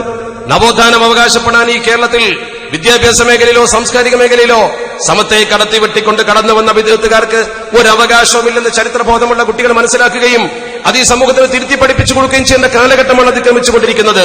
എന്നും ഈ കേട്ടത് തന്നെ കേട്ടുകൊണ്ട് ചർവിത ചർവണം നടത്തി സമത്വക്കാരൊരു പഴഞ്ചന്മാരും ഒരു വിദ്യാഭ്യാസത്തിന് പുറംതിരിഞ്ഞു നിൽക്കുന്നവരും ഇവർ സമൂഹത്തിൽ വലിയ വിദ്യാഭ്യാസം ഉണ്ടാക്കിയ ആളുകളും ഇപ്പോൾ അവർ ചരിത്ര സ്മാരകങ്ങൾ തേടിപ്പോയി ഹിസ്റ്ററി കോൺഫറൻസ് ഒക്കെ സംഘടിപ്പിക്കുന്ന ഓർക്കണം. എവിടുന്നാണ് അവർ തുടങ്ങുന്നത്? മമ്പുറം തങ്ങളുടെ മക്കാമിൽ നിന്ന്, ഉമർ ഖാദി തങ്ങളുടെ മക്കാമിൽ നിന്ന്, അതുപോലെ വലിയ വലിയ മഹക്കാമിൽ മസാറുകളിൽ നിന്ന്, ബഹുമാനപ്പെട്ട മഖദൂമികളുടെ ചരിത്രത്തിൽ നിന്ന്. ആ കേരളക്കരയിലെ പൂർവ്വകാല സൂരികളായ പണ്ഡിത മഹത്തുക്കൾ വരുത്തിവെച്ച പരിവർത്തനത്തിന്റെ പടകധ്വനികൾ ഉൾക്കൊള്ളാതെ കേരളത്തിലൊരു ചരിത്രം പോലും എഴുതി ചേർക്കാൻ കഴിയില്ലെന്ന് അവർ പോലും തിരിച്ചറിഞ്ഞു. അതാണ് നമ്മുടെ പൂർവ്വസൂരികളായ പണ്ഡിത മഹത്തുക്കളുടെ സേവനത്തിന്റെ മഹിമ. അതാണ് നമ്മൾ തിരിച്ചറിയേണ്ടത്. 1915 തളിപ്പറമ്പിൽ ഖുവത്തുൽ ഇസ്ലാം അറബി മദ്രസ വന്നു. അന്ന് ആരുടെ കയ്യിലായുടെ മദ്രസയുണ്ടത്? മറ്റുള്ളവർക്ക് മദ്രസ വിദ്യാഭ്യാസ ബോർഡോ മദ്രസയോ വന്നിട്ടുണ്ടോ? പഠിച്ചു നോക്ക്. മാത്രമല്ല യതീംഖാനയെ സമത്തെ എതിർത്തു എന്ന് പറയാറുണ്ട് പലരും. യതീമുകളെ നമ്മൾ ആക്ഷേപിച്ചു എന്ന് പറയാറുണ്ട്. യതീം ഖാനഹു എന്നൊക്കെ പറയാറുണ്ട്. 1944 150 യത്തീം കുട്ടികളുണ്ട്. താനൂർ ഇസ്ലാഹുൽ അറബി കോളേജിൽ ചരിത്രം പഠിക്കുമ്പോൾ കാണാൻ കഴിയും 150ഓളം യത്തീം കുട്ടികൾ. 944 യത്തീംഖാന പ്രസ്ഥാനം വിദ്യാർത്ഥിക്കാരെ ശക്തമായി കെട്ടിപ്പടുക്കുന്നതിന്റെ കാലഘട്ടത്തിന് മുമ്പ് തന്നെ ഓരോ വീട്ടിലും മുത്തഅല്ലിമീങ്ങളെ പോലെ വിളിച്ചു വരുത്തി യത്തീം കുട്ടികളുടെ കൂടെ ഇരുന്നു കൊണ്ട് ഭക്ഷണം കഴിക്കുന്ന സംവിധാനം അഹ്ലുസ് സുന്നത്തി വൽ ജമാഅത്തിന്റെ പണ്ഡിതന്മാരാണ് ചികിത്സ എന്ന രീതിയിൽ പോലും ആളുകൾക്ക് പഠിപ്പിച്ചു കൊടുത്തത്. രോഗത്തിന് ചികിത്സ, നിങ്ങൾ വീട്ടിൽ 10 യത്തീം കുട്ടികളെ വിളിച്ച് ഭക്ഷണം കൊടുക്ക്, അല്ലെങ്കിൽ 10 യത്തീം കുട്ടികൾക്ക് ഭക്ഷണം എത്തിച്ചു കൊടുക്ക്, അല്ലെങ്കിൽ 10 യത്തീം കുട്ടികൾക്ക് വസ്ത്രം കൊടുക്ക്. രോഗത്തിന് ചികിത്സ ആരാ പഠിപ്പിച്ചു കൊടുത്തത്? നമ്മുടെ സുന്നത്ത് ജമാഅത്തിന്റെ ബഹുമാന്യരായ പണ്ഡിതന്മാർ. ആ പണ്ഡിത മഹത്തുക്കളുടെ സേവനവും പ്രവർത്തനവുമാണ് ഈ കേരളക്കരയിലെ ഇസ്ലാമിക സമൂഹത്തിന് ചൈതന്യമുണ്ടാക്കി കൊടുത്തത് എന്ന് ഈ മദ്രസാ പ്രസ്ഥാനത്തിന്റെയും ദർസി പ്രസ്ഥാനത്തിന്റെയും ഈ ഇൽമിന്റെ വിപ്ലവത്തിന്റെയും ചരിത്രം പഠിക്കുമ്പോൾ കാണാൻ കഴിയും. ഈ വസ്ത്രം ധരിച്ചുകൊണ്ട് സമൂഹത്തിലേക്ക് ഇറങ്ങി വരുന്ന ഈ യോഗ്യരായ പണ്ഡിതന്മാർ, ഇവരുടെ പൂർവികർ പൊന്നാനിലെ വിളക്കത്തുനിന്ന് കത്തിച്ചെടുത്തുകൊണ്ട് പ്രസരിപ്പിച്ച ഒരു ഇൽമുണ്ടല്ലോ, ആ വൈജ്ഞാനിക ദീപശിഖയാണ് കേരളത്തിന്റെ അന്ധകാരം നശിപ്പിച്ചത്. ഈ ദീപശിഖയാണ് കേരളീയ മുസ്ലിം ഉമ്മത്തിന് ഈ മഹത്തായ ദീൻ പഠിപ്പിച്ചു കൊടുക്കുന്നതിൽ വലിയ പങ്ക് വഹിച്ചത്. ആ പങ്കിന്റെ അംശം പേറിക്കൊണ്ട് സമൂഹത്തിൽ ഇറങ്ങിത്തിരിക്കാൻ പോകുന്ന ആളുകളാണ് ഇവർ. ആ മഹത്തുക്കൾ ഈ കേരളക്കരയിലെ മുസ്ലിം സമൂഹത്തിന് കൊടുത്തൊരു പാരമ്പര്യമുണ്ട്. അത് സമത്വ കേരള ജംഇയ്യത്തുൽ ഉലമ സമൂഹത്തെ ഒന്നിച്ചു നിർത്തി എന്നൊരു പാരമ്പര്യമാണ്. ഈ സമത്വ കേരള ജംഇയ്യത്തുൽ ഉലമ എന്ന പേരിൽ പ്രസിദ്ധമായിരുന്നു മാത്രമല്ല, ജനമനസ്സിൽ ഒരു സംഘടന എന്നതിലുപരി അവരുടെ ജീവിതത്തിന്റെ ഭാഗമായി സമത്വ കേവലം ഒരു സംഘടന എന്ന രീതിയിലല്ല, അവരുടെ മനസ്സിന്റെ ഉള്ളിൽ സമത്വ ശരിക്ക് വേരുറച്ചു. ഈ സമത്വ കേരള ജംഇയ്യത്തുൽ ഉലമ എന്ന പണ്ഡിത സഭ ഇത്രമേൽ വേരുറച്ചുകൊണ്ട് അവർക്ക് ഇത്രമേൽ ഇഷ്ടപ്പെട്ട ഒരു പ്രസ്ഥാനമാകാൻ എന്താ കാരണം? അതിന്റെ കാരണം മറ്റൊന്നുമല്ല, ഈ സംഘടന ഉയർത്തിപ്പിടിച്ച ആദർശത്തിന്റെ വിശുദ്ധി. അതോടൊപ്പം തന്നെ രണ്ടാമത്തെ ഒന്ന്, ഈ സംഘടനയെ സമൂഹത്തിൽ നയിച്ച മഹത്തുക്കളായ പണ്ഡിതന്മാരുടെ പൂർവ്വകാല വിശുദ്ധി, പണ്ഡിത വിശുദ്ധി, ആദർശ വിശുദ്ധി. ഈ രണ്ട് വിശുദ്ധികൾ, ഇതിനിടയ്ക്ക് നമ്മുടെ സമൂഹത്തിൽ ഭിന്നതയുണ്ടാക്കാൻ ചില ആളുകൾ വന്നു. ഈ സമത്വ കേരള ജംഇയ്യത്തുൽ ഉലമയിൽ ഒരു പുതിയ ചിന്താഗതിയുമായി കടന്നു വന്ന ആളുകൾ 1989 ഭിന്ന വീക്ഷണം ഉയർത്തിക്കൊണ്ട് കടന്നു വന്നവർ, 79 മുതൽ ആരംഭിച്ച് 89 വരെ ആഭ്യന്തര കലാപമുണ്ടാക്കിയ ആളുകൾ, അവരാദ്യമായി സമത്വ കേരള ജംഇയ്യത്തുൽ ഉലമയിൽ ഒരു രാഷ്ട്രീയ വിസ്ഫോടനം ഉണ്ടാക്കാനാണ് ശ്രമിച്ചത്. സ്വന്തമായ രാഷ്ട്രീയ താൽപര്യം നമുക്കറിയാം. സമത്വ കേരള ജംഇയ്യത്തുൽ ഉലമ എന്ന പണ്ഡിത സഭയ്ക്ക് വേണ്ടി പൂർവ്വകാലത്ത് പ്രവർത്തിച്ച മഹാന്മാരായ പണ്ഡിതന്മാർ, സയ്യിദുൽ ഇമാം ബാഫഖി തങ്ങൾ ഉദാഹരണം, 1945 ഈ വെളിപ്പാടകല കാര്യവട്ടത്ത് സമത്വയുടെ മഹാസമ്മേളനം നടക്കുമ്പോൾ അവിടെ വെച്ച് ഇന്ത്യ സ്വതന്ത്രമാകുന്നതിന്റെ 2 കൊല്ലം മുമ്പാണത്. 1945 ബാഫഖി തങ്ങൾ പ്രസംഗിച്ചു, ഇന്ത്യ സ്വതന്ത്രമായാൽ മദ്രസ വേറെ തന്നെ വേണ്ടിവരും. അദ്ദേഹത്തിന്റെ ആഹ്വാനം സമൂഹം ഉൾക്കൊണ്ടു. നമ്മൾ മതേതര ഇന്ത്യ രൂപപ്പെട്ടു കഴിഞ്ഞാൽ സ്കൂളുകളിൽ മതം പഠിപ്പിക്കാൻ കഴിയാതെ വരും. ആ ആഹ്വാനം സമൂഹം ഉൾക്കൊണ്ടുകൊണ്ട് 51 അതിന്റെ ചിന്ത പിറന്നു. ഈ സമത്വ കേരള ഇസ്ലാമിക വിദ്യാഭ്യാസ ബോർഡ് പിറക്കുന്നത് ബാഫഖി തങ്ങളുടെ പ്രഖ്യാപനത്തിന്റെ അനന്തരഫലമെന്നോണം സമൂഹത്തിലെ പണ്ഡിതന്മാർ ചിന്തിച്ചുകൊണ്ടാണ്. SKIMV ബോർഡിന് വേണ്ടി കൊയിലാണ്ടിയിൽ 51 വലിയൊരു വയറ് സംഘടിപ്പിച്ചുകൊണ്ട് ആദ്യം പണം പിരിച്ചത് ബഹുമാനപ്പെട്ട ബാഫഖി തങ്ങളാണ്. ആ ബാഫഖി തങ്ങളെ പോലത്തെ മഹത്തുക്കൾ രാഷ്ട്രീയം മുഴു സമയം കൊണ്ടു നടക്കുമ്പോഴും മതപ്രവർത്തനത്തിൽ നിന്നു. സമത്വ കേരള ജംഇയ്യത്തുൽ ഉലമയുടെ മുഷാവറിൽ അദ്ദേഹം ഉണ്ടായിരുന്നു. അദ്ദേഹത്തിന്റെ പാണ്ഡികശാലയിൽ സമത്വ കേരള ജംഇയ്യത്തുൽ ഉലമയുടെ മുഷാവറ ചേർന്നു. ഒരു തർക്കവും ഉണ്ടായിട്ടില്ലല്ലോ. ആ കാലഘട്ടത്തിൽ ഒരാളും ഒരു തർക്കവും ഉണ്ടാക്കിയിട്ടില്ല, ഒരു ഭിന്നത സമൂഹത്തിൽ ഉണ്ടാക്കിയിട്ടില്ല. മഹാനായ ബാഫഖി തങ്ങൾ സമത്വ കേരള ജംഇയ്യത്തുൽ ഉലമയ്ക്ക് വേണ്ടി ചെയ്ത സേവനങ്ങളെ വിസ്മരിക്കാൻ പറ്റുമോ നമുക്ക്? ആ സമത്വ അന്ന് ഇല്ലായ്മയിൽ നിന്ന് ഉയർത്തിക്കൊണ്ടുവന്നൊരു വിദ്യാഭ്യാസ ബോർഡായത്. 1951 സെപ്റ്റംബർ 17 വാളക്കുളത്ത് സമത്വ കേരള ഇസ്ലാമിക വിദ്യാഭ്യാസ ബോർഡിന്റെ യോഗം ചേരുന്ന സമയത്ത് 17 പേർ സംഗമിച്ച ആളിൽ നിന്ന് 17 ആളുകൾ 1 രൂപയും, മഹാനായ വാളക്കുളം അബ്ദുൽ ബാരി മുസ്ലിയാർ 25 രൂപയും, ഒരു കോഴിക്കോടൻ കുഞ്ഞഹമ്മദ് കുട്ടി ഹാജി 5 രൂപയും എടുത്തുകൊണ്ട് ഒരു 47 രൂപയാകുന്ന ഫണ്ടിൽ നിന്ന് ആരംഭിച്ചതാണ് ഈ വിപ്ലവം. 47 രൂപ മാത്രം. അതിന്ന് എവിടെയെത്തി? 9700 പരം മദ്രസ, 11 ലക്ഷം വിദ്യാർത്ഥികൾ, 1 ലക്ഷം മുഅല്ലിമീങ്ങൾ. ഒരു ദിവസം നേരം പുലരുന്നുവെങ്കിൽ വെള്ളിയാഴ്ച ഒഴികെയുള്ള എല്ലാ പ്രവൃത്തി ദിനങ്ങളിലും പ്രഭാതത്തിൽ നമ്മുടെ കേരളക്കരയിൽ 11 ലക്ഷം ഫാത്തിഹ ഓതപ്പെടുന്നു. ഓർക്കണം നിങ്ങൾ, നിഷ്കളങ്കരായ കുട്ടികൾ. മദ്രസ വിടുമ്പോ 3 സ്വലാത്ത് ചൊല്ലിയാൽ 33 ലക്ഷം സ്വലാത്ത്. അള്ളാഹുവിന്റെ പരിശുദ്ധ ഹബീബ് അഷ്റഫുൽ ഖൽഖ് മുഹമ്മദ് മുസ്തഫ സ്വല്ലല്ലാഹു അലൈഹി വസല്ലമ തങ്ങളുടെ റൗദ ശരീഫിലേക്ക് കുട്ടികൾ ചൊല്ലുന്നു. എന്തൊരു മനോഹാരിത! ഈ ഉമ്മത്തിന്റെ കാവലിനതുപോലെ, ഈ ഉമ്മത്തിന്റെ ബറക്കത്തിനതുപോലെ ഇത്ര വലിയ ജനകീയ വിപ്ലവം കേരളത്തിൽ ആരാ ഉണ്ടാക്കിയത്? പരിശുദ്ധ റമദാൻ വരുമ്പോൾ ഒരു മൂല്യനിർണ്ണയ ക്യാമ്പ്, കേന്ദ്രീകൃത മൂല്യനിർണ്ണയ ക്യാമ്പ് ചേളാലി വെച്ച് സംഘടിപ്പിക്കാറുണ്ട്. നിങ്ങളൊന്ന് പോയി നോക്കൂ. ഏത് എതിരാളിയെയും കൊണ്ടുപോയി കൈപിടിച്ചു കൊണ്ടുപോയി നമുക്ക് കാണിച്ചു കൊടുക്കാൻ കഴിയും. കേരളത്തിന് പുറത്തും മലയാളികൾ താമസിക്കുന്ന സ്ഥലത്തുള്ള കുട്ടികൾ സമത്വ കേരള ഇസ്ലാമിക വിദ്യാഭ്യാസ ബോർഡിന്റെ 5, 7, 10, 12 ഈ 4 ക്ലാസുകളിൽ മാത്രം എഴുതിയ പരീക്ഷയുടെ പേപ്പർ അവിടെ വാല്യൂ ചെയ്യുമ്പോൾ, മൂല്യനിർണ്ണയം നടത്തുമ്പോൾ അതിന്റെ കൗതുകമെന്ന് കാണണം, അതിന്റെ ബാഹുല്യമെന്ന് കാണണം. ഞാൻ വിനയത്തോടെ ചോദിക്കട്ടെ, കേരളത്തിൽ ഒരുപാട് വിദ്യാഭ്യാസ ഏജൻസികളുണ്ടല്ലോ. പേരിന് പല മദ്രസകളുടെ എണ്ണം മാറ്റി മാറ്റി പറയുന്നവരുണ്ടല്ലോ. ഞങ്ങൾ വരാം, നിങ്ങൾ ക്ഷണിച്ചാൽ. നിങ്ങൾ ഇതുപോലത്തെ ഒരു മൂല്യനിർണ്ണയ ക്യാമ്പ് സംഘടിപ്പിക്കുമോ? നിങ്ങളൊരു മൂല്യനിർണ്ണയ ക്യാമ്പ് സംഘടിപ്പിച്ച് നിങ്ങളെ മദ്രസയിലെ മുഴുവൻ കുട്ടികളുടെ പേപ്പറും കൊണ്ടുവന്നാലും സമത്തയുടെ ഈ 4 ക്ലാസ്സിലെ കുട്ടികളുടെ പേപ്പറിന്റെ ഒരു 10% പോലും ഉണ്ടെന്ന് കാണിക്കാൻ നിങ്ങൾക്ക് ധൈര്യമുണ്ടോ എന്ന് ചോദിക്കാൻ ആഗ്രഹിക്കാം. അങ്ങനെ ഒന്നില്ല കേരളത്തിൽ. ഉണ്ടെങ്കിൽ ഈ സമൂഹം അത് കാണും. സഞ്ചരിക്കുന്നിടത്ത് കാണേണ്ടതാ. നമ്മളതിന്റെ ബാഹുല്യം അറിയേണ്ടതാ. ഇന്നേ വരെ പത്രത്തിൽ നിങ്ങൾ പരീക്ഷയുടെ റിസൾട്ട് കൊടുക്കുമ്പോ ഇത്ര കുട്ടി പരീക്ഷ എഴുതിയിൽ നിന്ന് ഇത്ര കുട്ടി ജയിച്ചു എന്ന് പറയാറുണ്ടോ? ഇന്നേ വരെ പറയാറില്ല. അത് പറയാൻ ധൈര്യമില്ലാത്തത് എണ്ണത്തിന്റെ കുറവ് ശരിക്കും ബോധ്യപ്പെട്ടതുകൊണ്ടാണ്. എന്നിട്ടായി ഉമ്മത്തിൽ പിളർപ്പുണ്ടാക്കാൻ ശ്രമിക്കുന്നത്. മഹാനായ ബാഫക്കിത്തങ്ങളെ പോലെ പൂക്കോയത്തങ്ങൾ 968 മുതൽ സുന്നി യുവജന സംഘത്തിന്റെ പ്രസിഡന്റാണ്. ആ മഹാനുഭാവൻ സമത്വക്ക് വേണ്ടി ചെയ്ത സേവനത്തെക്കുറിച്ച് നമുക്കറിയാമല്ലോ. 1966 ഏപ്രിൽ 3 കുറ്റിച്ചിറയിൽ അദ്ദേഹം ചെയ്ത ചരിത്ര പ്രസിദ്ധമായ പ്രസംഗമുണ്ട്. ഈ നഗരിക്ക് പരിചയമുള്ള ബഹുമാനപ്പെട്ട പൂക്കോയത്തങ്ങൾ, നമ്മുടെ വേദിയുള്ള ബഹുമാനപ്പെട്ട സയ്യിദുമാരുടെ പിതാവ്, കുറ്റിച്ചിറയിൽ വെച്ച് സമത്വക്ക് വേണ്ടി അദ്ദേഹം ഒരു വാക്ക് പറഞ്ഞു. അന്ന് അഖില കേരള ജംഇയ്യത്തുൽ ഉലമ പിറന്ന സന്ദർഭമാണ്. അദ്ദേഹം പറഞ്ഞു, നമുക്ക് അഖിലയും വേണ്ട കൊകിലയും വേണ്ട. ആ മഹാനുഭാവന്റെ അഖില അഖിലെ എന്ന ഒറ്റ വാക്ക് അഖില കേരള ജംഇയ്യത്തുൽ ഉലമ പിരിച്ചുവിടേണ്ടി വന്നില്ല. അവർ സ്വയം പിരിഞ്ഞുപോയി. ചരിത്രമതാ പറയുന്നത്. അദ്ദേഹം സുന്നി യുവജന പ്രസ്ഥാനത്തിന്റെ പ്രസിഡന്റായിരുന്നു 1968. ഗ്രാമാന്തരങ്ങളിൽ സുന്നി യുവജന സംഘത്തെ പരിചയപ്പെടുത്തിയത് പൂക്കോയത്തങ്ങളാണ്. അന്നാണ് ബഹുമാനപ്പെട്ട CH ഹൈദർ ഓർഗനൈസറായി പ്രവർത്തിച്ചത്. ശേഷം ചാപ്പനങ്ങാടി ബാബു മുസ്ലിയാർ സമത്വ ജംഇയ്യത്തുൽ ഉലമയുടെ ഈ കീഴ്ഘടകത്തിന്റെ മഹാനായ പ്രസിഡന്റായി അവരോധിതനായപ്പോ ചാപ്പനങ്ങാടി ഉസ്താദ് പ്രസിഡന്റായ SOSന്റെ വൈസ് പ്രസിഡന്റ്, ഈ സ്ഥാപനത്തിന്റെ പ്രസിഡന്റായിരുന്ന പാണക്കാട് സയ്യിദ് മുഹമ്മദ് അലി ശിഹാബ് തങ്ങളായിരുന്നു. അദ്ദേഹത്തിന്റെ പൊതുപ്രവർത്തനം മലപ്പുറം ജില്ലാ സുന്നി യുവജന സംഘത്തിന്റെ പ്രസിഡന്റായിട്ട് ആരംഭിക്കുന്നത്. ചരിത്രം പഠിക്കണം. ആ കുടുംബത്തിന് സമത്വയുമായുള്ള ബന്ധം, ആ ബന്ധം പോലും കേവലം രാഷ്ട്രീയമായി നോക്കിക്കണ്ടുകൊണ്ട് അതിൽ സമത്വയിൽ രാഷ്ട്രീയമുണ്ടെന്ന് പറഞ്ഞ് പ്രചരിപ്പിക്കാൻ പിൽക്കാലത്ത് വന്ന ആളുകൾ അപകടകരമായ ഒരു സൈറനാണ് സമത്വയിൽ മുഴക്കിയത്. ആ അപകടം നേരത്തെ കണ്ടറിഞ്ഞുകൊണ്ട് സമത്വ കേരള ജംഇയ്യത്തുൽ ഉലമയുടെ മഹാന്മാരായ 2 നായകന്മാർ കണ്ണിയത്തും ശംസുലമയും നവറല്ലാഹു മർക്കദഹുമ, ആ 2 മഹത്തുക്കളുള്ള കാലത്ത് തന്നെ അവരെ മാറ്റി നിർത്താൻ കഴിഞ്ഞത് സത്യത്തിൽ ഈ ഉമ്മത്തിന്റെ മഹനീയമായ ഒരു ഭാഗ്യമായിട്ടാണ് നമ്മളൊക്കെ കണക്കാക്കേണ്ടത്. മാത്രമല്ല, നിങ്ങൾ നോക്കൂ, 1989 ഇവരെ പുറത്താക്കപ്പെട്ടപ്പോൾ സുന്നി സംഘം പിന്നെ പുനഃസംഘടിപ്പിക്കേണ്ടി വന്നു. സയ്യിദ് ഉമർ അലി ശിഹാബ് തങ്ങൾ ഇതിന്റെ തലപ്പത്ത് വന്നു. 54 സുന്നി യുവജന സംഘത്തിന്റെ അതേ ലക്ഷ്യത്തിൽ 89 സുന്നി സംഘം വീണ്ടും പുനഃസംഘടിപ്പിച്ചു. 92 മുതൽ നമ്മുടെ ശൈഖുൽ ജാമിയ അതിന്റെ ജനറൽ സെക്രട്ടറിയാ. 2008 മുതൽ ബഹുമാനപ്പെട്ട തങ്ങൾ അതിന്റെ പ്രസിഡന്റാ. ആ സംഘത്തിന്റെ വാർഷികമാണ് ഇനി കാസർകോട്ട് വെച്ച് നടത്താൻ പോകുന്നത്. ഈ സുന്നി യുവജന സംഘത്തിന്റെ തലപ്പത്ത് വന്നുകൊണ്ട്, ഈ സുന്നി യുവജന സംഘത്തിന്റെ നേതൃത്വം കൊണ്ടാണ് ഈ കേരളക്കരയിൽ സമത്വ കേരള ജംഇയ്യത്തുൽ ഉലമക്കെതിരെ ചില ആളുകൾ വെല്ലുവിളി ഉയർത്തിയത്.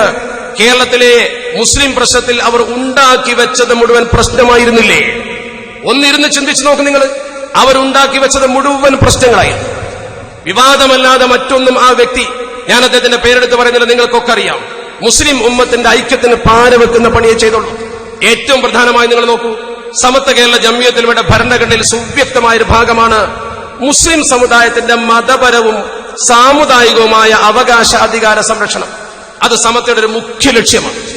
ആ മുഖ്യ ലക്ഷ്യം സമത്വയുടെ ഭരണഘടനയിലെ 5 ലക്ഷ്യങ്ങളിൽ ഒന്നാണ്.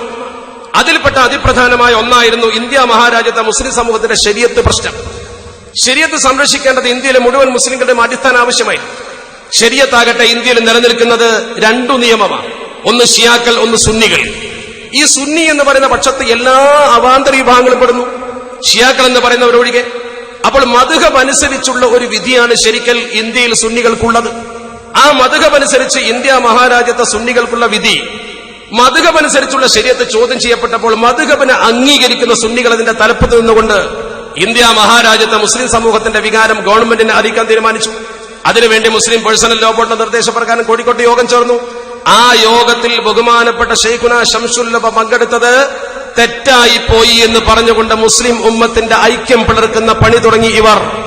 അല്ലാഹുവിന്റെ പരിശുദ്ധ ഹബീബ് അഷ്റഫുൽ ഖൽഖ് മുഹമ്മദ് മുസ്തഫ സ്വല്ലല്ലാഹു അലൈഹി വസല്ലമ തങ്ങൾ പഠിപ്പിച്ചു, മൻ ഫറഖ അംറ ഹാദിഹിൽ ഉമ്മ, ഈ ഉമ്മത്തിന്റെ ഐക്യം ആരെങ്കിലും തകർത്താൽ ഫദ്രിബൂഹു ബിസൈഫ്. ഞാൻ അതിന്റെ അർത്ഥം പറയുന്നില്ല, നിങ്ങൾക്കറിയാം, ഇത് തീവ്രവാദമാക്കുന്നുമില്ല. അല്ലാഹുവിന്റെ പരിശുദ്ധ ഹബീബ് അഷ്റഫുൽ ഖൽഖ് മുത്ത് മുഹമ്മദ് മുസ്തഫ സ്വല്ലല്ലാഹു അലൈഹി വസല്ലമ തങ്ങൾ അത്ര ഗൗരവത്തിലാ പറഞ്ഞു, ഈ ഐക്യം അയാൾ തകർത്തു. ശംസുൽ ഉലമക്കെതിരെ കൊച്ചുകുട്ടികൾ പോലും പ്രസംഗിക്കുന്ന അവസ്ഥ വന്നു. ഒന്ന്, അത് കഴിഞ്ഞ് മുസ്ലിം ഉമ്മത്തിന്റെ മുമ്പിൽ ഏറ്റവും ഗൗരവമുള്ള പ്രശ്നമല്ലേ ബാബരി പള്ളി പ്രശ്നം. ഇന്ത്യ മഹാരാജ്യത്തെ മുസ്ലിം സമൂഹത്തിന്റെ ഒരു വലിയ പ്രശ്നമായിരുന്നു ബാബരി പള്ളി. ബാബരി പള്ളിയുടെ പ്രശ്നത്തിൽ ഇദ്ദേഹത്തിന്റെ നയം എന്തായിരുന്നു? ഈ കവലകളിലൊക്കെ അവർ നടന്ന് പ്രസംഗിച്ചത് എന്താ? ഈ സദസ്സിൽ കൂടി നിൽക്കുന്ന കുറെ ആളുകൾക്കെങ്കിലും ഓർമ്മ ഉണ്ടാകുമല്ലോ. 10-24 കൊല്ലം മുമ്പുള്ള ചരിത്രമാണ് പറയുന്നതെങ്കിലും ഓർമ്മയുള്ളവരുണ്ടാകും. ബാബരി പള്ളിക്ക് വേണ്ടി നമ്മൾ സടകുടഞ്ഞെഴുന്നേറ്റുകൊണ്ട് SKSSF ഒക്കെ തിരുവനന്തപുരത്തേക്ക് മസ്ജിദ് സന്ദേശ റാലി നയിക്കുമ്പോൾ അന്നതിൽ പങ്കെടുത്ത പലരും ഈ വേദിയിലുണ്ട്. മസ്ജിദ് സന്ദേശ റാലി നയിക്കുമ്പോൾ ഇവർ പ്രസംഗിച്ച എന്താ? ബാബരി പള്ളിയല്ല പ്രശ്നം, പാലപ്പറ്റ പള്ളിയാണ് പ്രശ്നം. മുസ്ലിം സമൂഹത്തിന്റെ പൊതുപ്രശ്നത്തിൽ നിന്നും വേറിട്ട് നിന്നു അപ്പടും. ബാബരി പള്ളിയല്ല, പാലപ്പറ്റ പള്ളിയാണ് പ്രശ്നം. സമൂഹത്തിലെ ഒരു അവാന്തര വിഭാഗത്തിന്റെ പ്രശ്നം എടുത്തുയർത്തി പിടിച്ചുകൊണ്ട് ഇന്ത്യൻ മുസൽമാന്റെ വലിയൊരു പ്രശ്നത്തെ കൊച്ചാക്കി കാണിക്കാൻ ശ്രമിച്ചു. അത് കഴിഞ്ഞു. ആ കാലഘട്ടത്തിൽ തന്നെ 1988 നമ്മുടെ കേരളക്കരയിൽ ഏറ്റവും കൂടുതൽ ചർച്ചയ്ക്ക് വിധേയമായ ഇന്ത്യ ഒട്ടുക്കുമുള്ള ഒരു ചർച്ചയായിരുന്നു മതസ്ഥാപന ദുരുപയോഗ ബില്ല്. അന്നത്തെ സെൻട്രൽ ക്യാബിനറ്റിൽ ആഭ്യന്തര ഉപമന്ത്രി ബൂട്ടാ സിംഗ് ഒരു നിയമം കൊണ്ടുവന്നു. പള്ളിയിൽ പോലും നമ്മൾ പ്രസംഗിച്ച പ്രസംഗം ദുർവ്യാഖ്യാനം ചെയ്തൊരു ലോക്കൽ പോലീസുകാരൻ കേസെടുത്താൽ മാക്സിമം 7 കൊല്ലം വരെ തടവ് കിട്ടുന്ന ഒരു നിയമം. പീഡ കൊടുക്കണം, തടവിലിടും, ഇമാമിനെ വരെ തടവിലിടുന്ന നിയമം. ആ നിയമത്തിന്റെ പാളിച്ച മനസ്സിലാക്കി ഇന്ത്യൻ പാർലമെന്റിൽ മുസ്ലിം നേതാക്കന്മാർ ശബ്ദിച്ചു. മുസ്ലിം സംഘടനകൾ അതിനെതിരെ രംഗത്ത് വരണമെന്ന് പറഞ്ഞു. സമത്വ കേരള ജമിയത്തും അത് ഏറ്റെടുത്തു. നമ്മൾ അതിനെതിരെ SYSന്റെ കീഴിലും മറ്റും പ്രതിഷേധ ശബ്ദമുയർത്തി. ആ ശബ്ദമുയർത്തിയപ്പോൾ ഇവരെന്താ പറഞ്ഞത്? രാഷ്ട്രീയത്തിന്റെ മുഖം മൂടിയെറിഞ്ഞ പണ്ഡിതന്മാർക്ക് ഇതുകൊണ്ട് ദോഷമുള്ളൂ എന്ന് പറഞ്ഞുകൊണ്ട് മതസ്ഥാപന ദുരുപയോഗ ബില്ലിൽ മുസ്ലിം സംഘടനകളുടെ കാഴ്ചപ്പാടിന് വിരുദ്ധം പ്രവർത്തിച്ചു അവർ. വളരെ അപകടമല്ലേ അത്? ആ നിയമമെങ്ങാനും ഇന്ത്യയിൽ ആ രീതിയിൽ ഇംപ്ലിമെന്റ് ചെയ്താൽ the religious institution prevention of misuse എന്ന് പറയുന്ന ബില്ല്, അത് ബൂട്ടാ സിംഗ് കൊണ്ടുവന്നത് ഏറ്റവും വലിയ അപകടകരമായ രീതിയിലാണ്. ആ ബില്ലിനെതിരെ മുസ്ലിം സംഘടനകൾ മുഴുവൻ രംഗത്ത് വന്നപ്പോൾ ഇവർ ഒറ്റപ്പെട്ടു നിന്നു. സ്വന്തം സുന്നത്ത് ജമാഅത്തിന്റെ പത്രം എന്ന് പറയുന്ന സുന്നി വോയിസിൽ അവർ എഴുതി. ഇതിനെ അനുകൂലിച്ചുകൊണ്ട്, പൂർണ്ണമായി അനുകൂലിച്ചുകൊണ്ട്, യുക്തിവാദികൾ അതിനനുകൂലിച്ചു, നിരീശ്വരവാദികൾ അതിനനുകൂലിച്ചു. കൂട്ടത്തിൽ ഇദ്ദേഹം അദ്ദേഹത്തിന്റെ സംഘം അനുകൂലിച്ചു. പഴയ ചരിത്രം മറക്കണ്ട. മുസ്ലിങ്ങളുടെ പൊതുപക്ഷത്തിൽ മാറി നിന്ന പാരമ്പര്യമേ ഇയാൾക്കുണ്ടായിട്ടുള്ളൂ. എതിരാളികളാകുന്ന ഇസ്ലാമിന്റെ ശത്രുക്കളെ തൃപ്തിപ്പെടുത്തിയ ചരിത്രമേ ഉണ്ടായിട്ടുള്ളൂ. അത് കഴിഞ്ഞപ്പോഴല്ലേ കുവൈത്ത് കരാർ വരുന്നത്. കുവൈത്ത് കരാറിന്റെ പശ്ചാത്തലം നമുക്കറിയാമല്ലോ. ഇന്നേ വരെ ഒരു വേദിയിൽ കുവൈത്ത് കരാർ അഹ്ലുസ് സുന്നത്തി വൽ ജമാഅത്തിന് അനുകൂലമാണെന്ന് തെളിയിക്കാൻ അദ്ദേഹത്തിന് കഴിഞ്ഞിട്ടുണ്ടോ? ഈ നിമിഷമെങ്കിലും കഴിയുമോ? ആ ആളുകൾ അതും വിശ്വസിച്ചു അദ്ദേഹത്തിന്റെ കൂടെ നിന്നു. ചില ആളുകൾ മൗഢ്യന്മാർ, സത്യം പറഞ്ഞാൽ സത്യമറിഞ്ഞിട്ടും സംഘടനാ കക്ഷി താല്പര്യത്തിന് വേണ്ടി കൂടെ നിൽക്കുന്ന ആളുകൾ. അത് കഴിഞ്ഞാൽ മാസപ്പിറവി ഉണ്ടാക്കി എണ്ണിക്കോ കയ്യിൽ ഒരു തസ്ബീഹ് മാല കൊണ്ടെണ്ണിയാൽ ഇയാളും ഇയാളുടെ കൂട്ടാളികളും ഈ ഉമ്മത്തിലുണ്ടാക്കിയ ഗുരുത്തക്കേട് മാറൂല. പിന്നെ അയാൾ ചെയ്ത ഏറ്റവും വലിയ പ്രവർത്തനമാണ് മാസപ്പിറവി. ഈ സമൂഹത്തിന് പണ്ടേ മാസം ഉറപ്പിച്ചിരുന്ന കാദിമാർ, കോഴിക്കോട്ട് കാദിമാരും മണക്കട്ട തങ്ങന്മാർ, അവര് മാസം ഉറപ്പിച്ചാൽ സമൂഹം അത് അംഗീകരിക്കും. അതിന്റെ ഇടയ്ക്ക് ഒരു പുതിയ മാസം ഉറപ്പിക്കൽക്കാരൻ ചാടി വന്നു.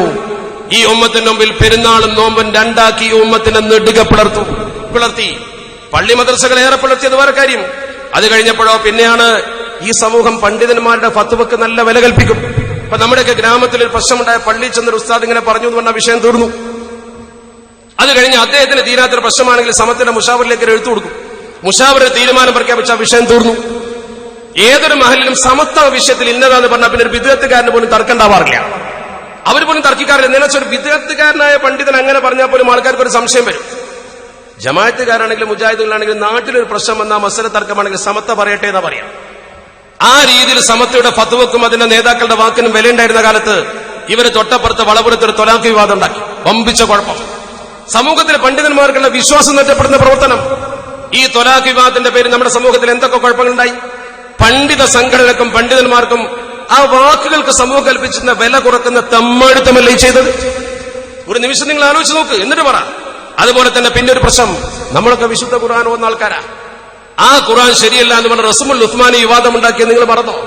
മുസൈബ് ചുട്ടുകരിക്കണമെന്ന് വരെ പറഞ്ഞു. ഇയാളുണ്ടാക്കിയ വിവാദങ്ങളുടെ എണ്ണം നിങ്ങൾ തസ്ബീഹ് മാലെടുത്ത് എണ്ണിക്കോന്ന് ഞാൻ പറഞ്ഞതാ. അതോടൊപ്പം തന്നെ തെരഞ്ഞെടുപ്പുകളിൽ പ്രത്യക്ഷപ്പെടാൻ തുടങ്ങി പരസ്യമായിട്ട്.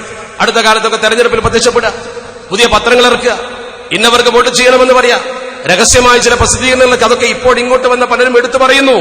അതുപോലെ തന്നെ നിങ്ങൾ നോക്ക്, കേരളത്തിലെ മുസ്ലിം ഉമ്മത്തിനെ ഏറെ ബാധിച്ചൊരു പ്രശ്നം കൂടെ ഉണ്ടായി, പാഠപുസ്തക വിവാദം. ആൺകുട്ടികളെയും പെൺകുട്ടികളെയും ഇടകലർത്തിയിരുത്തുന്ന പ്രശ്നം വരെ ഇവിടെ വന്നു. മുസ്ലിം സംഘടനകൾ കോർഡിനേഷൻ ഉണ്ടാക്കി. കോർഡിനേഷന്റെ തലപ്പത്ത് സമത്വം വന്നു. അതെപ്പോഴും ഒരു മുസ്ലിം കോർഡിനേഷൻ കേരളത്തിൽ രൂപീകരിച്ചാൽ അപ്പതിന്റെ തലപ്പത്ത് സമത്വം വരൂ. കാരണം എന്താ, അവിടെ വരുന്ന എല്ലാ വിദേശ സംഘടനകളും പറയും ജനകീയ അടിത്തറ സമത്വം ലീഡ് ചെയ്യണമെന്ന് പറയും. നമ്മൾ ലീഡ് ചെയ്തെങ്കിൽ വിഷയം ഗ്രാസ് റൂട്ടിലേക്ക് എത്തും. അങ്ങനെ പറയും അവർ. ആ രീതിയിൽ സമത്വ കേരള ജമിയത്തുലമ എന്ന് പറയുന്ന പണ്ഡിത സഭയുടെ തലപ്പത്ത് വന്നു. എല്ലാവരും സഹകരിച്ചു, കേരളത്തിലെ വിദഗ്ധക്കാരൊക്കെ. കാരണം എല്ലാവർക്കും പച്ച വെള്ളം പോലെ ബോധ്യപ്പെട്ട ഒരു സംഗതിയാണ് നിരീശ്വരത്വ പ്രചരണത്തിന് വേണ്ടി ശാസ്ത്ര സാഹിത്യ പരിഷത്ത് ചെയ്ത വൃത്തികെട്ട പണിയാണത്. എല്ലാവരും കൂടുന്നു, പക്ഷെ ഇവര് കൂടുന്നില്ല. പാലം വലിച്ചു. 1-2 യോഗത്തിന് വന്ന് പിന്നെ പാലം വലിച്ചു. ഇവരുടെ ഏതോ ഏമാന്മാരെ സുഖിപ്പിക്കാൻ വേണ്ടി മുസ്ലിം ഉമ്മത്തിന്റെ പൊതുധാരിൽ നിന്ന് എപ്പോഴും മാറി നിന്ന ചരിത്രമല്ലേ ഉള്ളൂ. വൈരനിര്യാതന ബുദ്ധിയോടെ എതിർപ്പ് കൊണ്ടോ അല്ല പറയുന്ന സത്യമെന്ന് പഠിച്ചിട്ട് പറ. കേരളീയ മുസ്ലിം ഉമ്മത്തിന്റെ പൊതുപ്രശ്നത്തിൽ അവർ കൂടെ ഉണ്ടായിട്ടുണ്ടോ നമ്മുടെ കൂടെ? അതിന്റെ ഇടയ്ക്കാണ് എന്തൊക്കെ ചെയ്തു. സ്ത്രീകൾക്ക് കുത്തുബോധി കൊടുത്ത് വിദേശത്ത് പോയിട്ട് നിങ്ങൾ വായിച്ചു പത്രത്തില് 8 റക്അത്ത് തറാവീഹ് നിസ്കരിച്ച് വിവാദമുണ്ടാക്കി. ഒക്കെ കഴിഞ്ഞു. എന്തിനധികം ഇന്ന് സമത്വ കേരള ജംഇയ്യത്തുൽ ഉലമയുടെ പ്രവർത്തകർക്കെതിരെ ബോർഡ് എഴുതി വെച്ച് നിങ്ങൾ ഭീകരവാദികളാണെന്ന് പറയുന്നവരാ നിങ്ങൾ. ഒരു ചോദ്യം ചോദിക്കട്ടെ, ഈ കേരളത്തിൽ സമത്വയുടെ ഏതെങ്കിലും ഒരു ആലിമിനെ CBI തെരഞ്ഞു വന്നിട്ടുണ്ടോ എന്ന് പറ. മുഷാവറയിൽ നേതൃത്വം കൊടുക്കുന്ന ഒരു പണ്ഡിതനെ CBIയുടെ കൊച്ചി ഓഫീസിൽ ഹാജരാക്കി മൊഴി കൊടുക്കേണ്ട ഗതികേട് സമത്വയിലെ ഒരു ആലിമിനും വന്നിട്ടില്ല എന്നത് സത്യസന്ധമായി പറയാൻ കഴിയും. ആരാ ഭീകരവാദി? ആരുടെ പേരിലാ CBI കുറ്റപത്രം ചാർത്തിയത്? നിങ്ങളൊക്കെ ചില സ്ഥലത്ത് മണ്ണ് മാന്തുമ്പോഴേക്കും പേടിക്കായിരുന്നില്ലേ? ആ അവസ്ഥയല്ലേ ലക്ഷദ്വീപിൽ നിന്ന് പിടിക്കപ്പെട്ട സഖാഫി എവിടെ കിടക്കുന്നത്? ചരിത്രം പറ. ഞങ്ങളെ കൊണ്ട് പറയിക്കണോ? മണ്ണാർക്കാട്ടെ 2 ആളുടെ പേര് പറഞ്ഞ്, എവിടെയുള്ള കൊലപാതകങ്ങളുടെ പേര് പറഞ്ഞ് അത് സമത്വയുടെ മേൽ വെച്ചുകെട്ടി സമത്വക്കെതിരെ ജനസമൂഹത്തിൽ വൃത്തികെട്ട ആരോപണം ഉന്നയിച്ചുകൊണ്ട് മേനി നടിക്കാൻ ആഗ്രഹിക്കുന്നവർ ഞങ്ങളെ കൊണ്ട് പറയിച്ചാൽ നിങ്ങളെ വൃത്തികെട്ട മുഖം പൊതുമധ്യത്തിൽ പിച്ചു ചീന്തി ഞങ്ങൾ കാണിച്ചു കൊടുക്കും. പക്ഷെ ഞങ്ങളെ സംസ്കാരം അനുവദിക്കാതെ കൊണ്ടാ പലതും അങ്ങനെ പറയാത്തത്. ആലോചിച്ച് നോക്കണം നിങ്ങൾ.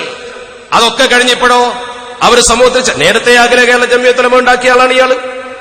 വിദേശത്ത് പോയിട്ട് സമത്വ കേരള ജംഇയ്യത്തുൽ ഉലമ വിദേശത്തുകാരെ കുറിച്ച് ഒന്നും എഴുതരുത്, പിരിവ് കിട്ടൂല എന്ന് പറഞ്ഞിട്ട് സമത്വയുടെ ഓഫീസ് സെക്രട്ടറി സ്ഥാനത്ത് മാറ്റി നിർത്തപ്പെട്ട ആളാണ്.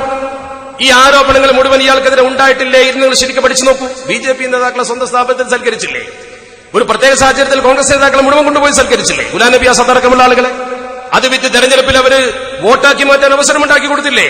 എന്തിനധികം ഈ സമസ്തക്കെതിരെ കേസ് കൊടുക്കുക എന്ന് പറഞ്ഞൊരു പ്രവർത്തനം, കണ്ണിയത്ത് ഉസ്താദിനെയും ശംസുൽ ഉലമയും പ്രതി ചേർത്ത് കേസ് കൊടുക്കുക എന്ന് പറഞ്ഞാൽ ഈ ആദർശ സംഘടന ആദ്യമായി കോടതി കയറ്റിയതവരാ.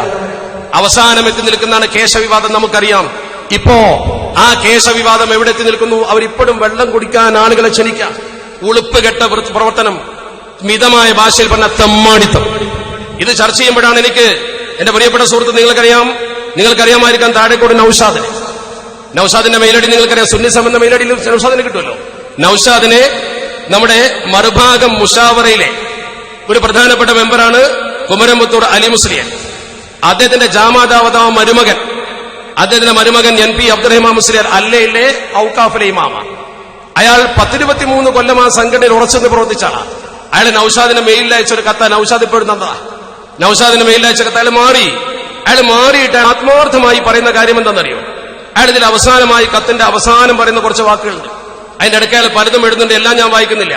അദ്ദേഹം പറയുന്നു, ഈ കേശം ഒരിക്കലും ശരിയായ കേശമല്ല എന്ന് ബോധ്യപ്പെട്ടത് കൊണ്ടാണ് ഞാൻ മാറുന്നത് എന്നാണ് അദ്ദേഹം പറയുന്നത്. ഇതുപോലെ ഒരുപാട് ആൾ മാറി.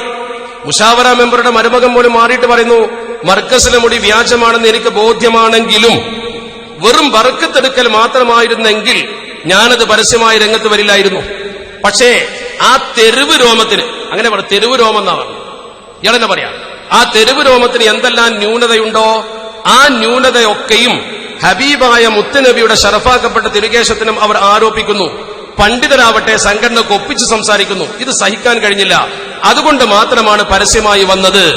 അത് തിരുകേശമാവാനാണ് സാധ്യതയുണ്ടായെങ്കിൽ എന്നെ ഇഞ്ചിഞ്ചായി കൊന്നാൽ പോലും ഞാനതിനെ തള്ളിപ്പറയുമായിരുന്നില്ല. എന്നിട്ട് ഇയാൾ ഇതിന്റെ അവസാനത്തിൽ പറയുന്ന വാക്ക് കേൾക്കൂ. ഇത് തിരുകേശമാണ് എന്നാൽ വ്യക്തമായി സ്ഥാപിക്കുന്നു, ബോധ്യപ്പെട്ടുകൊണ്ട് പറഞ്ഞിട്ട് അവസാനം പറയുന്നു, ഇന്ന് സമസ്തക്കാരെ മുന്നിൽ വഷളാവേണ്ടി വരുമല്ലോ എന്ന ചിന്തയാണ് അവരെ അലട്ടുന്നത്. നാളെ ഹബീബിന് മുന്നിൽ വഷളാവുന്നത് അവർ ചിന്തിക്കുന്നില്ല. അറിഞ്ഞുകൊണ്ട് കൂട്ടുനിൽക്കുന്നവരെല്ലാം ശിക്ഷ അനുഭവിക്കേണ്ടി വരും.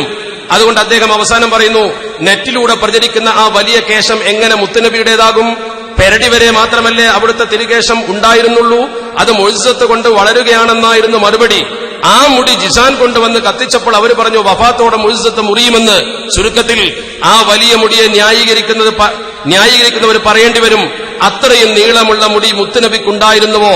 അവരുടെ ഒരു ഗതികേട് നോക്കണം, അള്ളാഹു കാത്തുരക്ഷിക്കട്ടെ എന്ന് പറഞ്ഞുകൊണ്ട് ഇദ്ദേഹം ഒരു പ്രാർത്ഥന പിന്തുണക്കുന്നുണ്ട്.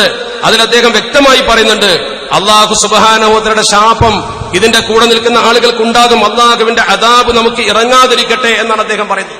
ഈ രീതിയിൽ ആളുകൾ അറിഞ്ഞ് വളരെ വ്യക്തമായി ബോധ്യപ്പെട്ട് സമത്വ കേരള ജംഇയ്യത്തുൽ ഉലമയുടെ പന്ഥാവിലേക്ക് ഒഴുകിക്കൊണ്ടിരിക്കുക. എന്നിട്ട് ഇപ്പോഴും തിരുകേശം എന്ന് പറഞ്ഞുകൊണ്ട് ജനസമൂഹത്തെ വഞ്ചിച്ചുകൊണ്ട് അവർ വെള്ളം മുക്കി കൊടുക്കാൻ ഇത്തവണയും തീരുമാനിച്ചിരിക്കുന്നു. പക്ഷെ ഒരു കാര്യം ഉറപ്പാ, ഇക്കുറി കുടിക്കാൻ പോകുന്ന ആൾക്കാർക്ക് കഴിഞ്ഞ കൊല്ലം കുടിച്ച അത്ര ആത്മാർത്ഥം ഉണ്ടാവില്ല. സംഘടനാപരമായ വാശിക്ക് വേണ്ടി പോകും, വാങ്ങും, കുടിക്കും, അല്ലെങ്കിൽ വഴിയെ കൊണ്ടുപോയി കളയും. പക്ഷേ ഇത് കള്ളത്തരമാണെന്ന് ജനസമൂഹം അംഗീകരിച്ച, ജനസമൂഹത്തിന് പച്ചയായി ബോധ്യപ്പെട്ട സ്ഥിതിക്ക് ഈ കള്ളക്കളി അധികം കൊണ്ടുപോകാൻ സമൂഹം നിങ്ങളെ അനുവദിക്കുന്ന പ്രശ്നമേ ഇല്ല എന്ന് അടുത്ത കാലത്ത് നിങ്ങൾക്ക് ബോധ്യമാകും.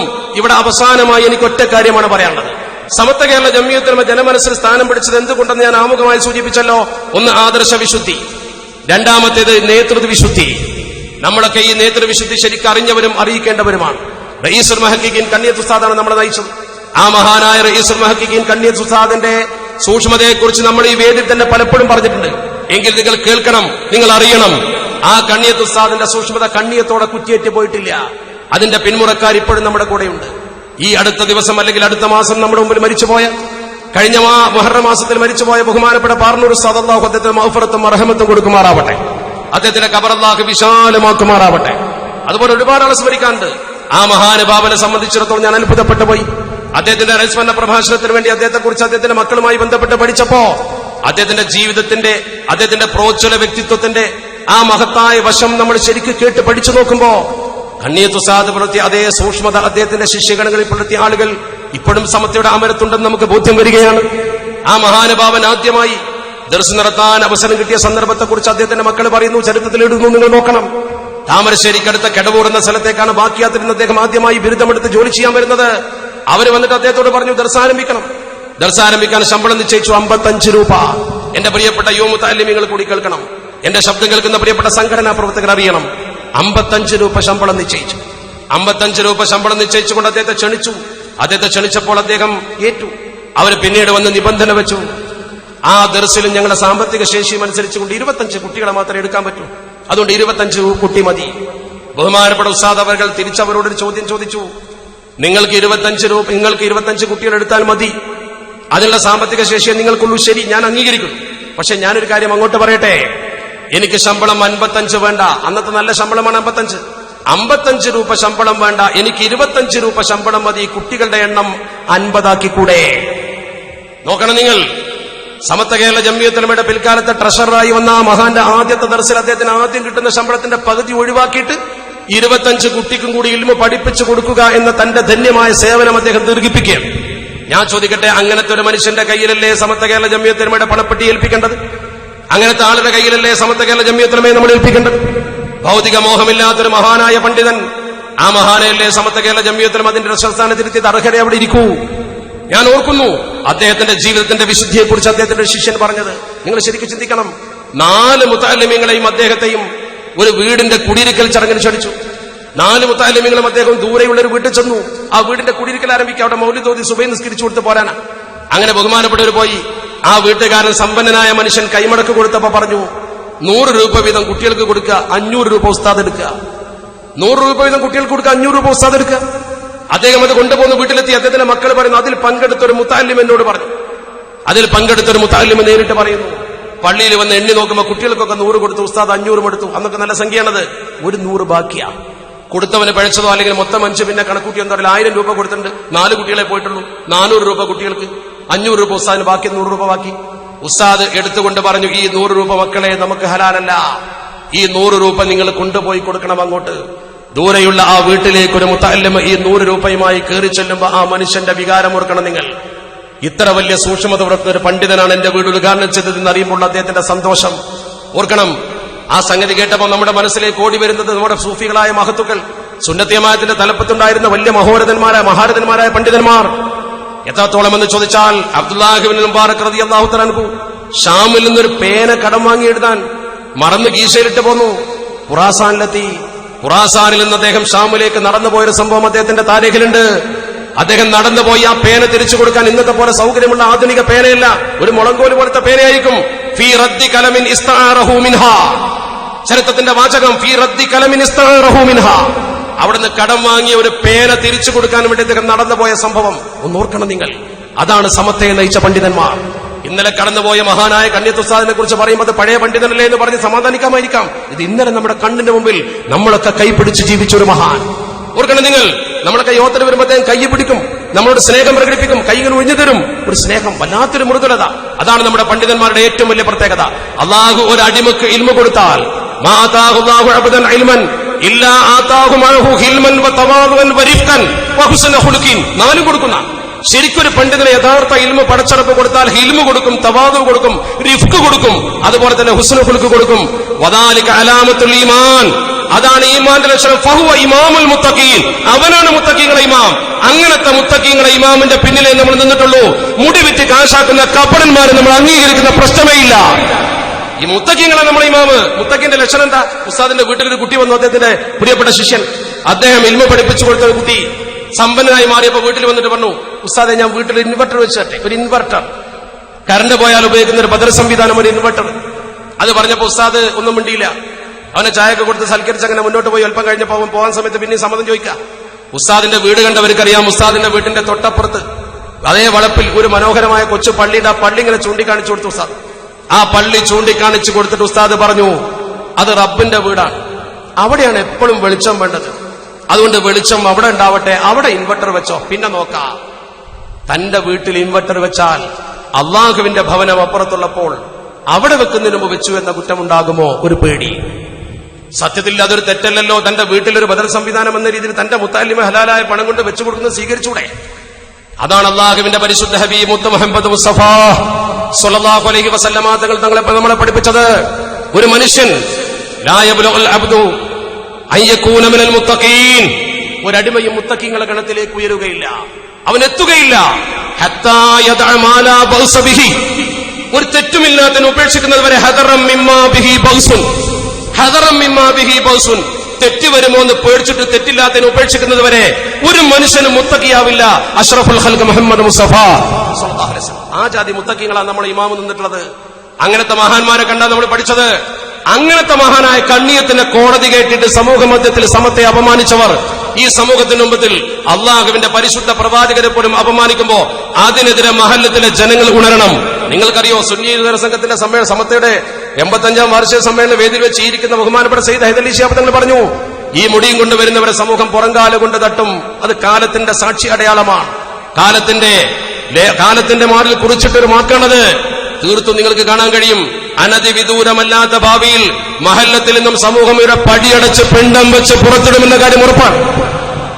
ആ രീതിയിൽ വഷളായിക്കൊണ്ടിരിക്കുന്ന ആളുകൾ ഒന്ന് ഉണർന്ന് ചിന്തിക്കുക.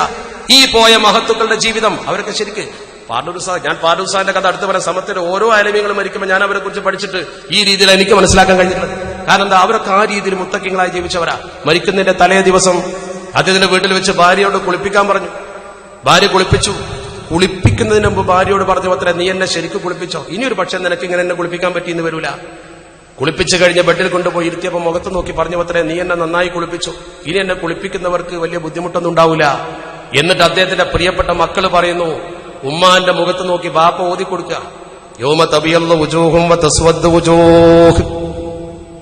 നാളെ മരിക്കുന്ന മനുഷ്യൻ തലേ ദിവസം ഉമ്മാന്റെ മുഖത്തോ ഭാര്യന്റെ മുഖത്ത് നോക്കി പറയാം. എന്നിട്ട് അദ്ദേഹം ആവർത്തിച്ചു പറഞ്ഞു ആയത്തിന്റെ അവസാന ഭാഗം, ഫഅമ്മല്ലദീന ബിയല്ലത വുജൂഹുഹും ഫഫീ റഹ്മത്തില്ലാഹി ഹും ഫീഹാ ഖാലിദൂൻ. മരിക്കാൻ പോകുന്നതിന്റെ തലേ ദിവസം തന്റെ ഭാര്യയുടെ മുഖത്ത് നോക്കി ഓതുന്ന ആയത്ത് അതിങ്ങനെ ആവർത്തിച്ച് ഓതുക. അവരൊക്കെ വെളിപ്പാടകലെ മരണമെത്തിയ വിവരം നേരത്തെ അറിഞ്ഞതെങ്ങനെയാ? അതാണ് നമ്മുടെ സയ്യിദ് ഉമർ അലി ശിഹാബ് തങ്ങൾ അങ്ങനെയായിരുന്നു. മാനു മുസ്ലിയാർ അങ്ങനെയായിരുന്നു. വീട്ടിൽ നിന്നൊരു മുണ്ട് കരുതി വെച്ചുകൊണ്ട് കോഴിക്കോട്ടേക്ക് പുറപ്പെട്ട അദ്ദേഹത്തിന്റെ കഥ പലപ്പോഴും നമ്മൾ കേട്ടതാ. നമ്മുടെ നേതാക്കളൊക്കെ അങ്ങനെയാ. അവരൊക്കെ മരണപ്പെട്ടത് അള്ളാഹുവിന്റെ പരിശുദ്ധ ഖുർആൻ പറഞ്ഞതുപോലെ, അല്ലദീന തതവഫാഹുമുൽ മലായികത്തു ത്വയ്യിബീൻ യഖൂലൂന സലാമുൻ അലൈക്കും ഉദ്ഖുലുൽ ജന്നത ബിമാ കുൻതും തഅമലൂൻ.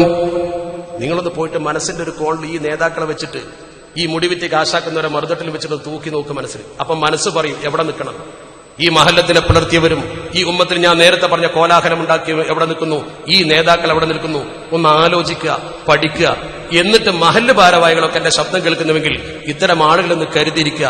മുസ്ലിം ഉമ്മത്തിന്റെ ഐക്യത്തിലേക്കും കേരള മുസ്ലിമീങ്ങളുടെ ഐക്യം, അള്ളാഹുവിന്റെ പരിശുദ്ധ ഹബീബ് പറഞ്ഞു, സംഘടനയെ നിങ്ങൾ ഉറച്ചു നിൽക്കണം. നേതൃത്വത്തെ വൻ നുസുഹുലി അഇമ്മത്തുൽ മുസ്ലിമീൻ എന്ന് പറഞ്ഞത് ഇസ്ലാമിന്റെ അനുയായികൾക്ക് ഉണ്ടാവേണ്ട ഒരു ഗുണം, നേതൃത്വത്തിലുള്ള ഒരു വിശ്വാസം, അവരുടെ ഒരു ഗുണകാംക്ഷ. ആരെന്തൊക്കെ പറഞ്ഞാലും ശരി, കേരള മുസ്ലിം നേതൃത്വം പാണക്കാട് സയ്യിദ് കുടുംബത്തിന്റെയും സമത്തയുടെയും കരങ്ങളിൽ ഭദ്രമാണ് എന്ന് ഉറക്കെ പ്രഖ്യാപിക്കുന്ന ഒരു സമ്മേളനമാണ്. പോസ്റ്റർ കണ്ടിട്ടല്ല, പ്രചരണം കൊണ്ടല്ല ഈ ആളുകൾ വന്നത്. ഈ ആത്മീയ തറവാടിനോടുള്ള ഒരു മാനസികമായ ഐക്യം കൊണ്ടാണ്. അവിടെ നിൽക്കാനുള്ള ഒരു സന്ദേശമാണ് ജാമ്യയുടെ സമ്മേളനവും സമത്തയുടെ നേതാക്കളുടെ സാന്നിധ്യവും പാണക്കാട് കുടുംബത്തിന്റെ അമരത്തുള്ള ഈ പ്രവർത്തനവും നമുക്ക് തരുന്നത്. അതനുസരിച്ച് മുന്നോട്ട് പോകാൻ പടച്ചറപ്പ് നമുക്ക് തൗഫീഖ് നൽകുമാറാവട്ടെ. എന്റെ സഹപ്രവർത്തകൻ അബ്ദുൽ ഹമീദ് വൈസി കൂടി പ്രസംഗിക്കാനുള്ളതുകൊണ്ട് ഞാൻ ദീർഘിപ്പിക്കുന്ന അപകടമായിരിക്കും. ആഖിറു ദഅവാനാ അൽഹംദുലില്ലാഹി റബ്ബിൽ ആലമീൻ. അസ്സലാമു അലൈക്കും.